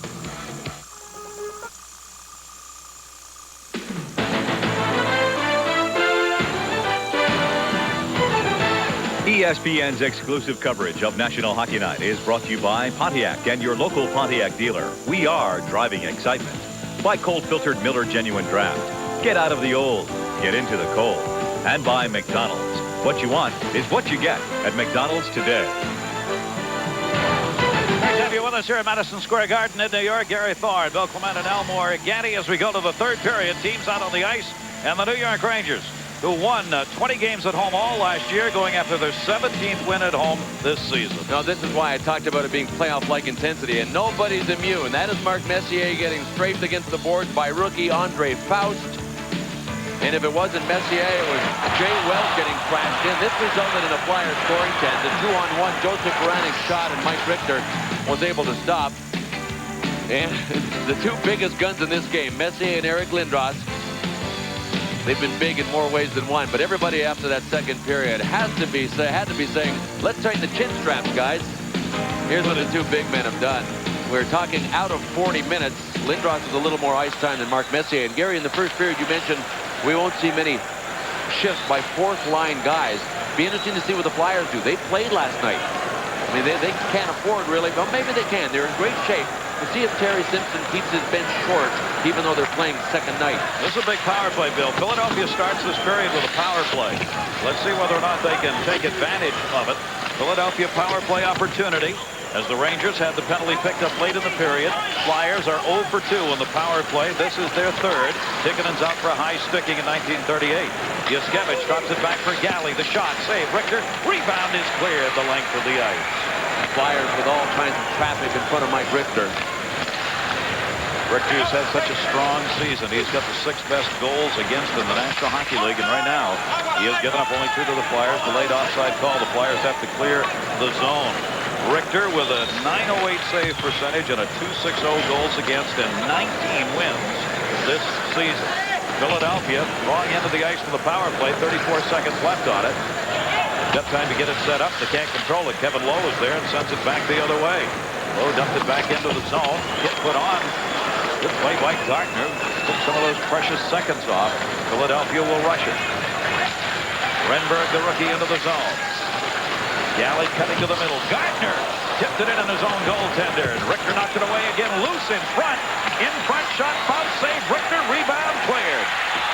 Boy, what a heads-up play by Andre Faust. He had nowhere to go, so he pulled it back to the forehand. I mean, this is a real cool rookie. It's only his third game this season. Had 2 assists last night against Boston. Oh, check this out. Here's Tikkanen. Yes, a Tikkanen inside. Shot. Somehow a save. Tommy Soderstrom knocked it away on the tip by Nick Kypreos. A huge save. Remember that one in this game. It keeps the lead at just 2 for the Rangers. Tommy Soderstrom coming up big. Rangers back in their own end. Jeff Boogaboom's got it. That's a kind of save if the other team can come back. Philadelphia convert something here in a couple of minutes. Really fix the momentum up. Soderstrom is still waiting for his team to get him more than 2 goals. We mentioned the last 7 complete games for Soderstrom. His team has not scored more than 2. Look at that move by Leach. He got knocked down, though, by Ramage after he made that move. Tipped it in on net and couldn't get much on it. Zubov back at center, dumps it right back in. You saw the Rangers have not lost the game in the 3rd period this season. They've had 1 time this year where they've had a lead going to the 3rd, where they've ended up with a tie. They've got the 2-goal lead here in this game. Deflected back into the zone. Philadelphia trying to clear and get it set up. The Rangers keeping the forechecking heat on, forcing icing. And Gary, in spite of the fact the Rangers have had trouble scoring, we are still talking about the #1 ranked defense in the National Hockey League. That's a problem for the Flyers. Elmore Gandy, he's back on the bench. Not an enjoyable intermission for Rod Brind'Amour. 7 stitches to close the cut, broken nose, spent the intermission with a bag of ice on the nose to get the swelling down, then was told by the doctor, look, if you want to go out there, if you have to wear the shield. And Bill, sometimes I think Canadian-bred players would rather have the broken nose than wear a shield. Oh, well, he's got both now. Lucky him. It'll be a tough adjustment for Rod Brind'Amour. It'll be interesting to see what he does with the puck. We'll keep an eye on him to see how he handles the puck, because every player I've ever spoken to has said it is an adjustment when you have to put a shield on. And you know, Gary, you could tell that puck hit him flat because he was cut over the eye and his nose. And believe it or not, that might have been a blessing in disguise to get hit with a puck flat. We thought it was between the eyes. His own teammate, Malgunas, was dumping it back in along the boards, and you missed it. It hit the boards and ricocheted right back on the schnozola. Part on the schnozola and part above his left eye, so that's why I said it hit him flat. Oh. Yep, he's back and ready to go. 4-2 lead. Rangers up 3.5 minutes into the 3rd period. Philadelphia Flyers on the road, 11-9-2 on the season. Keep in mind the back-to-back game Bill mentioned, though, last night, having won 6-2 at home against Boston. They bust up after the game, stayed here in New York today, and they'll go back home tonight after this one. Cleared back to center. Philadelphia going back to get it. Shots here, 25-16 in favor of the Rangers. Renberg behind the net, leaves it for Yuskevich. Yuskevich to the Flyers, sent it up. Boogaboom will come back to get it. Boogaboom, the 28-year-old defenseman. Played it off the glass, didn't intend to. It ended up hitting some of his players on the bench. Let's check in with Steve. All right, Gareth, thanks. New Jersey leading at Landover 3-0 in the 2nd. Sylvain Cote to Ally Afraidy. We'll see him on Friday night. The hardest shot, right? That one beats the goal 10-3-1 New Jersey. Then Bill Guerin, watch this individual effort. Wraps around the net. Rick Tabaracci, nowhere to be found. 2nd bad goal. He's been pulled in favor of Don Beaupre. So both those teams at the top in the Atlantic Division right now ahead in their games, with the Rangers 57 points and New Jersey 52. You see the Washington Capitals spurt at 42 points. They have been right on the cutting edge of a playoff spot for the first half of the season. Brought up by Eric Lindros, dumped it into the corner. Mike Richter comes out to get it, clears it around. Richter being backed up by Glenn Healy in tonight's game, and last couple of starts that Richter's had, he's been pulled out of there in place of Healy, but not the way he's playing tonight. Off the boards, Gary Galley. Boogaboom sends it through center, or at least tried. Comes right back to him. Again, he'll lift this one into the zone. Wide of Tommy Soderstrom. They will have an icing call here as it's touched up by Jeff Finley. And we stop it with 15:58 left to go in the 3rd. Tommy Soderstrom has had an interesting year. Up and down year, really, on the ice and even off the ice. He had to have his 5th procedure at the end of October for an abnormal heartbeat that he has, and the procedure involved inserting a catheter through a vein and up into his heart. They went in through his armpit. He has to have an EKG every month, and he told me today that he had it day before yesterday. It came out fine. What is interesting is that Soderstrom is able to read that flip chart. You know, the piece of paper that comes out of the EKG with all of the lines on it? He has had so many of them. He has learned how to read them, and before anybody tells him what it says, he can tell. He's had enough of them, hasn't he? Richter the save, rebound, shot wide, Lindros. Opportunity out in front of the net that time. Lindros was there for the first one. Rebound came off deep, couldn't convert. Comes back through center. Philadelphia's had some chances here. Second half of this game in particular. Puck rolls into the near side corner. Renberg over to get it. Renberg drops it down low. Great play from behind on the check with the stick by Kovalev. Kovalev just reached in and knocked that away. Philadelphia scoring chance by the boards. Faust back in his own end. Ramage up through the middle with Saev. Saev will have to chase this down himself, and oh, they are onside. Looked like Faust had let it into the zone there, but linesman said no. Comes back for Graves. Graves sends it through center. Rangers changing it up. 5 minutes into period number 3. Malgunas. Malgunas over to Yuskevich. Yuskevich back in the middle. Philadelphia's completed their line change. Deneen out there now. Zubak. Baranek was there with him. Philadelphia down by 2. Rangers have had a 2-goal lead 3 times in this game. Twice, Philadelphia's come back. Deflected, not on net yet. Big pile up in front. Philadelphia keeping the pressure on here. So Rangers try and clear. Finally, dumped out through center ice and into the zone. Rangers want to change it up behind the play, and Nick Kypreos was able to clear it out. Deflected wide. Kypreos giving chase with Baranek. Kypreos, Baranek on him. Down on the ice is Esa Tikkanen. Tikkanen along the near side boards. Officials looking at him to see if he's going to get up and be all right here. Rangers have the puck. Tikkanen's getting up. He's hurt. Esa Tikkanen, and now he's going after. Oh, he's going after who's that? Malgunas? You'd have to know Esa Tikkanen to appreciate this. He looked like he was playing possum, didn't he? He kind of limped over to him, and then he could hardly walk. And then he just lunged at him. Hey, this game's far from over, though, and if there are majors that are handed out here, Tikkanen has to end up with an instigator. And with 14-18 to go, Mike Keenan still needs Esa Tikkanen. It was Stu Malgunas, wasn't it? Malgunas, who had started up ice on the other side of the ice, suddenly ran into a buzzsaw on his way through. Well, now he's down again. I mean, there's no question that Esa Tikkanen was hurt. But I think his rage overcame the pain. He was on the ice while that play was going on in the zone for all of that time. Then the officials blew the whistle after the Rangers lost control of the puck.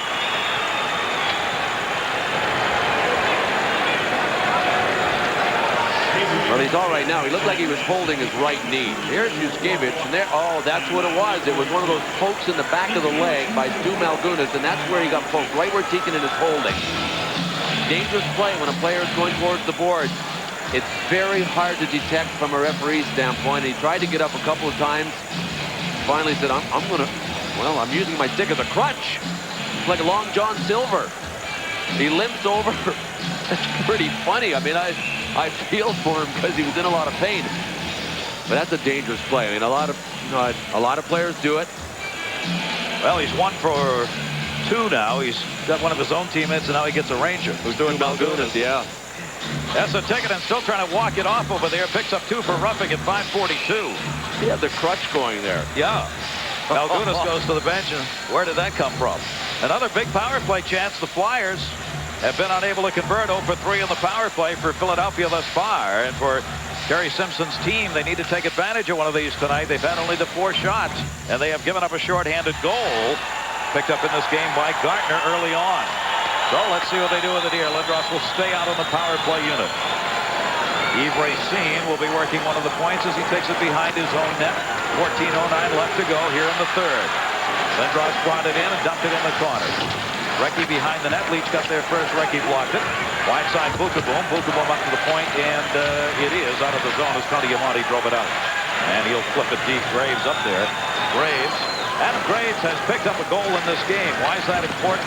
When he scores, the Rangers are 21, 1, and 1. What? Is that for real? Or is that just an anomaly here staring us in the face? Well, the numbers are real. Does it really matter that much that he scores? I don't know. It's one of those hard to tell. When you start piling them up like that, though, it starts to look pretty important. Lindros leads it back for Recchi. Setting up in front, Lindros. Galley cutting in. Galley shot save made off the blocker by Mike Richter. Galley, the defenseman, gets hauled down. No call. That could have given a two-man advantage to Philadelphia, but there wasn't a call. Jeff Bukaboom very smartly dropped his stick on the play and just let it go with Galley. Zuboff will chase this one down. Zuboff, Rangers need a clear, will not get it. Held in on the near side by Racine. Now flipped out of the zone by Zuboff. Power play still underway, 35 seconds remaining on it. Tommy Soderstrom got it up for Gary Galley. Philadelphia changing up rather slowly on this power play unit. At center, Zuboff takes it away again. Rangers short-handed here. They lead the league in short-handed goals, having picked another one up tonight. 14 on the season for them.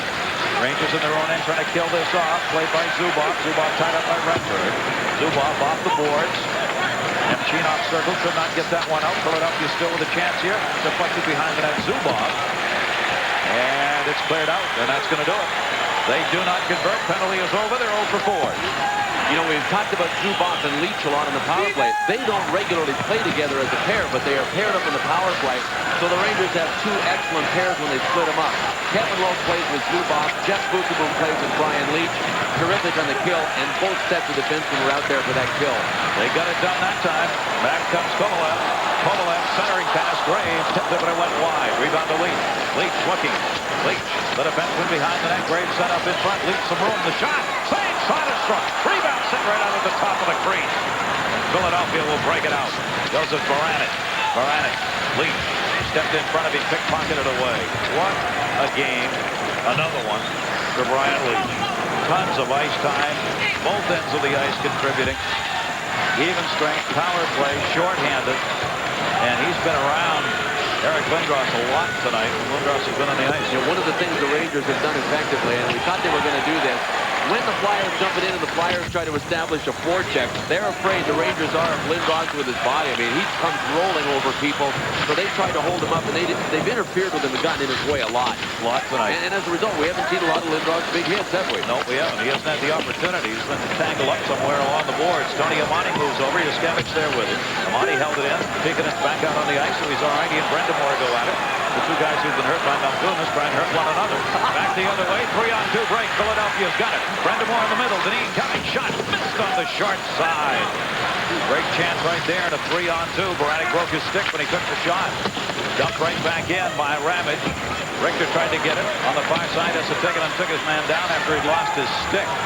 Tikkanen going to the bench for the Rangers. Down they go.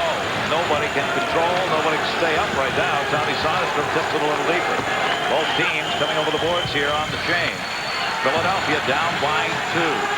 Pettit leaves it. Galley back. Lindros near side. Lindros looking out in front. Lindros tied up. Fans every time Lindros touches it, all over him here. 10 minutes left to go in this third period. The team trying to get away. Zuboff was there. Wouldn't leave him alone. Centering pass. Deflected. Rangers right there. They've done a great job defensively. Hudson able to clear it out. Drelvik cleared it out of the zone. Really have been all over. Gone through 3 line changes now without a whistle here. That's to the Rangers' advantage. Hudson sends it in. 9:49 left to go in the third.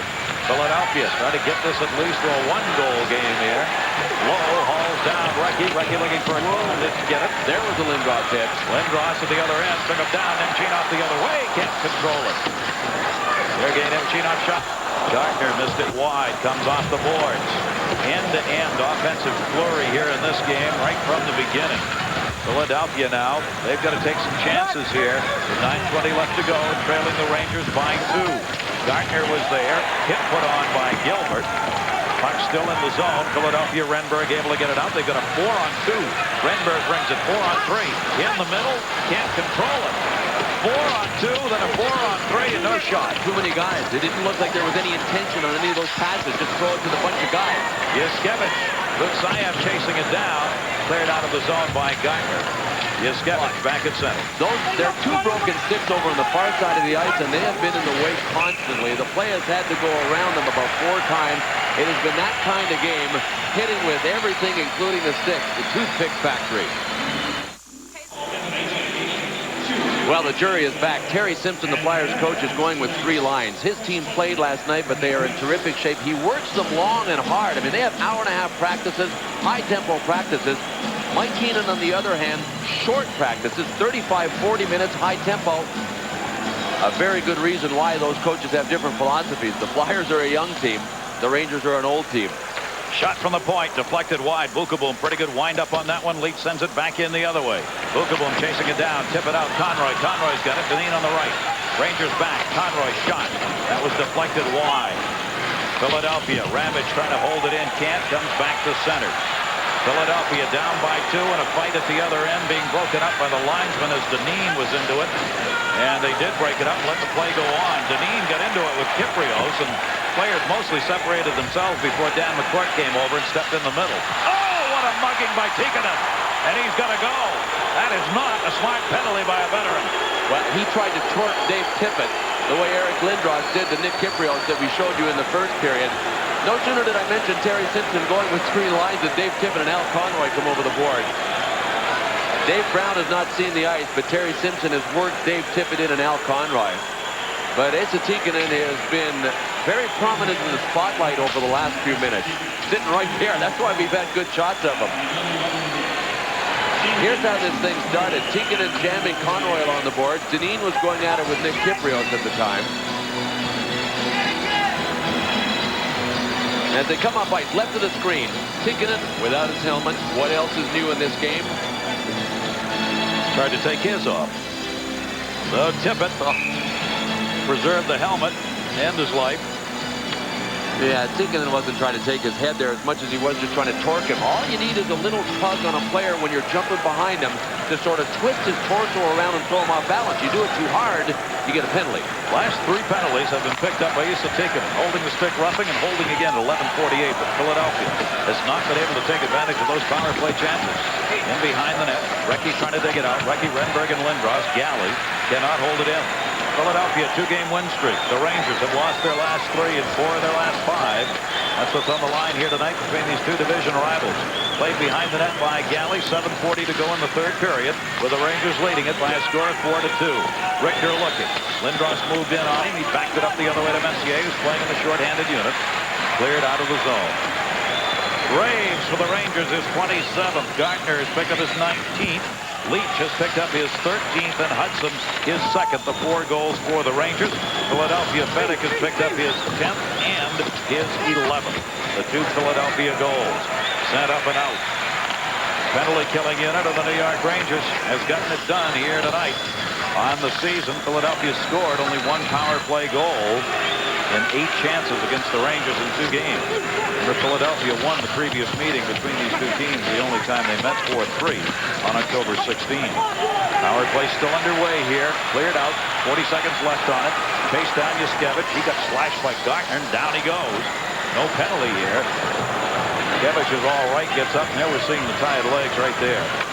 Philadelphia trying to change it up in a hurry. 27 left on their power play. Down goes Renberg. Kevin Lowe got a piece of it. Renberg getting up, pucks there. Lowe bats it around him along the boards and up.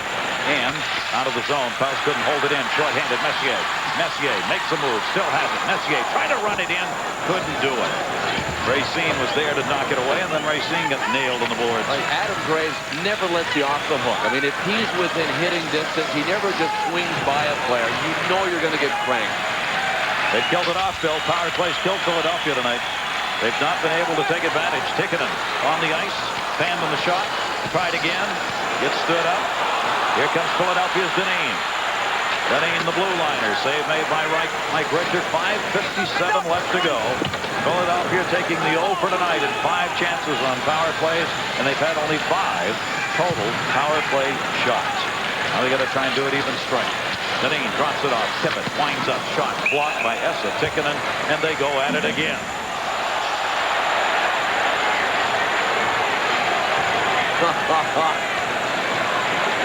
Why I oughta. New York Rangers, 2nd best record in the National Hockey League, and they are leading here by a score of 4-2. They've got only 5:41 left to go, and Tikkanen has been all over the place here. There were no penalties called on that last array of activity. Brenda Moore back out on the ice. Tikkanen stays out and wins the draw and brings it up himself. He lit a fire on that to Tikkanen. It's his kind of game, too. I mean, you do him wrong, and Tikkanen all of a sudden just plays like a possessed human for the rest of the game. I mean, he has been all over the place. Yeah, he's taken a couple of penalties. Boy, you won't beat him on a man-to-man situation from here to the end of the game. No way. And Mike Keenan, aware of that's going to keep him out on the ice. as much as he can because he has got the fires burning. Another jam hit. Bukaboom over on the far side. Got a good nail shot on Malgunas. Malgunas, all right, stays out on the ice. Rangers changing. Oh, what a hit by Yaskevich. And that was on Nick Kypreos. Wow. Dmitry Yaskevich leveled big Nick Kypreos. Usually, Kypreos is the one doing the knocking down. And I'll tell you, the officials right now, especially Bill McCreary, got to be taking long looks over the ice here. Oh, man. Biggest hitting game I've seen this year. Biggest. They are really knocking each other around, playing some outstanding hockey. There's another one. That time it was Lindros who moved up and took down Eddie Olczyk, who hasn't been out there tonight, has he? Well, give me a chance to get warmed up. He comes out on the ice for a shift, and Lindros nails him. Lowe's got it behind the net. 4:30 left to go. Packed house at Madison Square Garden responding to it. Rangers up 4-2. There's Eddie Olczyk. I think that's the first shift he's had. Cleared back into the Ranger end, and they'll change it up. Hudson able to knock it deeper into the zone. Gary Galley goes back to get it. Intercepted by Gartner, who's got a shorthanded goal tonight. Nemchinov and Gartner. Gartner looking. Shot! Hit the post! Hit the wide side post! Mike Gartner on the far side again. Gartner gets nailed over there by Finley. Nailed again from behind by Galley. Still has the puck in the zone. Rolled in on Tommy Soderstrom, and he hangs on. This is the National Hockey League.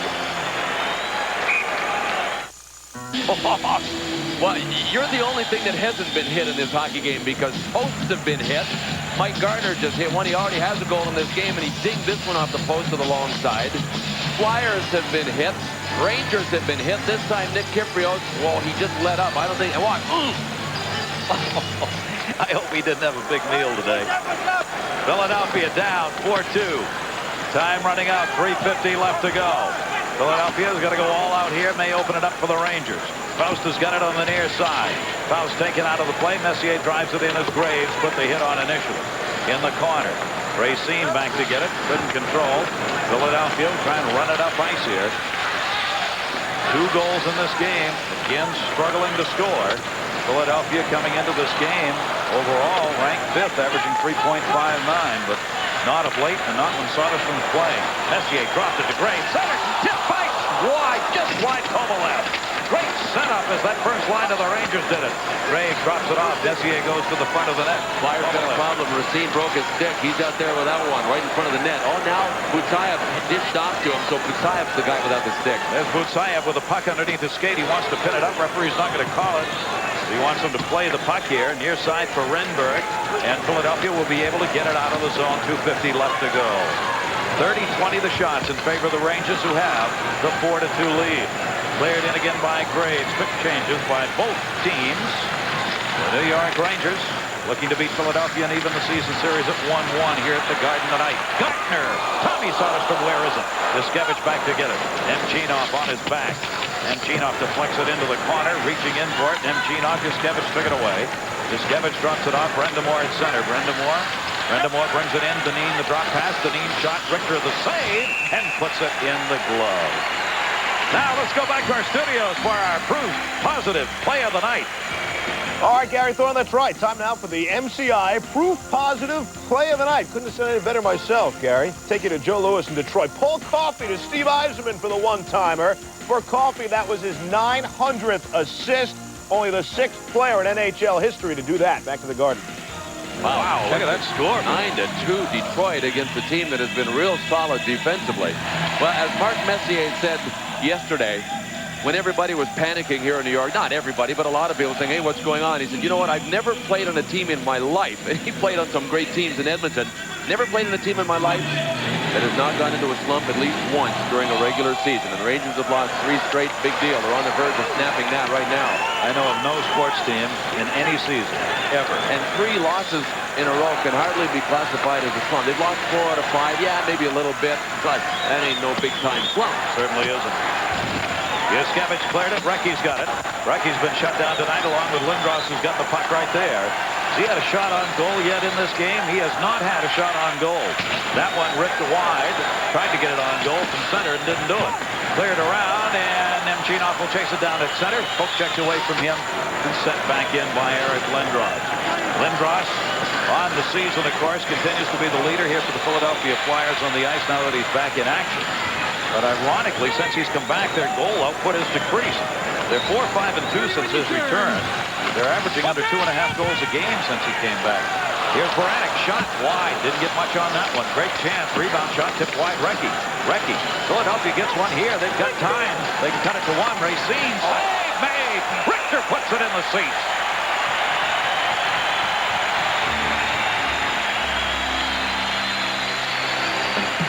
All right, Chris, storyline tonight. Lindros, no shots, no points. Nemchinov, 2 assists tonight for the Rangers. Gary Galley, 44 points this season. Now tied for second among defensemen. Rangers lead at 4-2. Flyers are still trying to get more support for Tommy Soderstrom. I mean, that's not their motive, but look at this save by Mike Richter. He didn't have to squeeze it off. He just deflected it up over the glass. The Flyers still struggling scoring goals when Tommy Soderstrom is in goal. They've only got 2 here.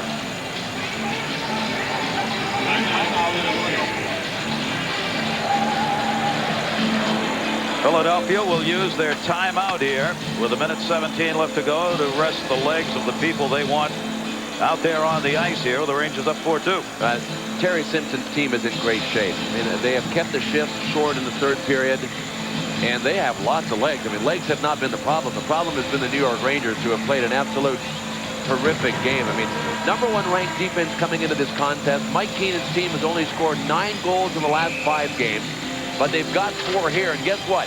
When the New York Rangers score 4 or more, they are 18-4-2 this year. Messier waiting. He'll be part of the All-Star activity coming up all week long, and next weekend for the All-Star game. New York's avenues are colored with these banners out there. The All-Star weekend being advertised. It'll be next Friday, Grand Central Station.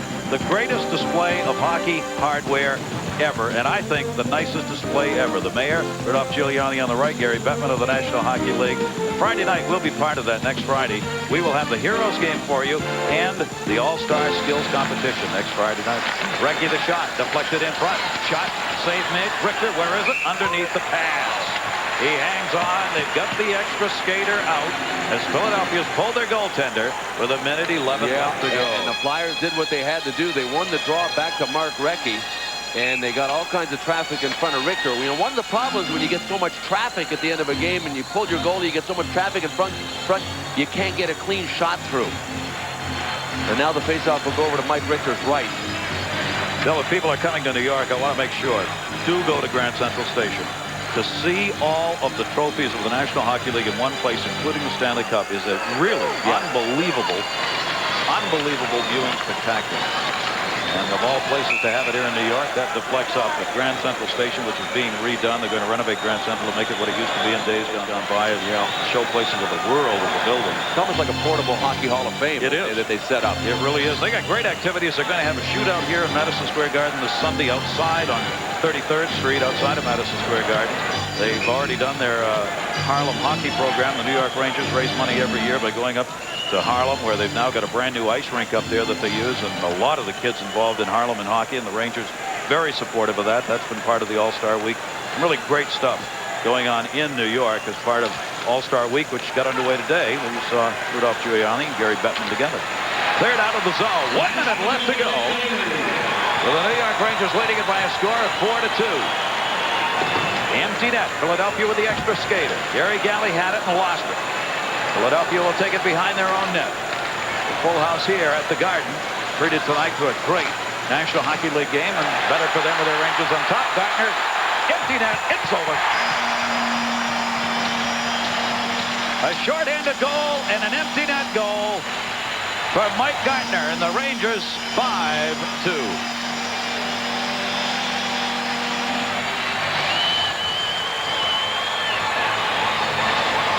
What a terrific night from Mike Gartner. You know, he has hit as much as I have seen him ever hit in this game. Brian Leach to Adam Graves, and then just a little chip shot through a couple of Flyers to Mike Gartner for his second goal of the game. 603 career goals. Only those. Howe, Gretzky, Dion, Esposito, Hull have scored more. Marcel Dion is the only guy listed there in yellow that has not won a Stanley Cup that's ahead of Mike Gartner. He has said, I've got my 600. I am dedicating the rest of my career to winning a Stanley Cup. That's all that's important to me now. Well, the New York Rangers certainly have raised the expectations again in New York. This will be their 28th win. 28-12-3. Philadelphia will fall to 22-20-3. Gardner's empty netter from Graves of Leach at 19-20. 15 seconds left to go here in the third period at Madison Square Garden. Philadelphia's continuing problem offensively, including a power play tonight that ended up going 0 for 5, has been the problem in this game, but credit the Rangers with a great effort. Rangers 5, Philadelphia 2. And Mike Richter is just tied for the lead in wins for goaltenders in the National Hockey League. He becomes the third goaltender to have 20 wins, joining Felix Potvin and Curtis Joseph. You know, I think we really saw what makes the New York Rangers such a strong contender in this year's edition of the National Hockey League, and it involves team. I mean, you talk about the great efforts that the Rangers put forth in this hockey game. Mike Richter was there when he had to be, but Mike Gardner had a terrific game. Zubov, Leach, Messier in the early going. Tikkanen picked it up basically from Messier in the late going. And you go up and down their list of players. Tell me one player that did not have a strong game for the New York Rangers. I couldn't name one. Everybody contributed. They are 21-0-1, where they've had a lead going to the third period as they pick it up here tonight. And Mike Gardner, a big part of that, a short-handed goal, his 5th of the season, and the empty netter to wrap it up. For El Morganti and Bill Clement, I'm Gary Thorne. Thanks for being with us. Rangers 5, Flyers 2. Good night, everybody, as we send you back to Steve. Thank you, Gary. Thanks very much. Nice job out there at Madison Square Garden. One of the best efforts we've seen, I think, by both clubs. All around strong game tonight on National Hockey Night. The Rangers over the Flyers at the Garden by a score of 5-2. 5 other games tonight around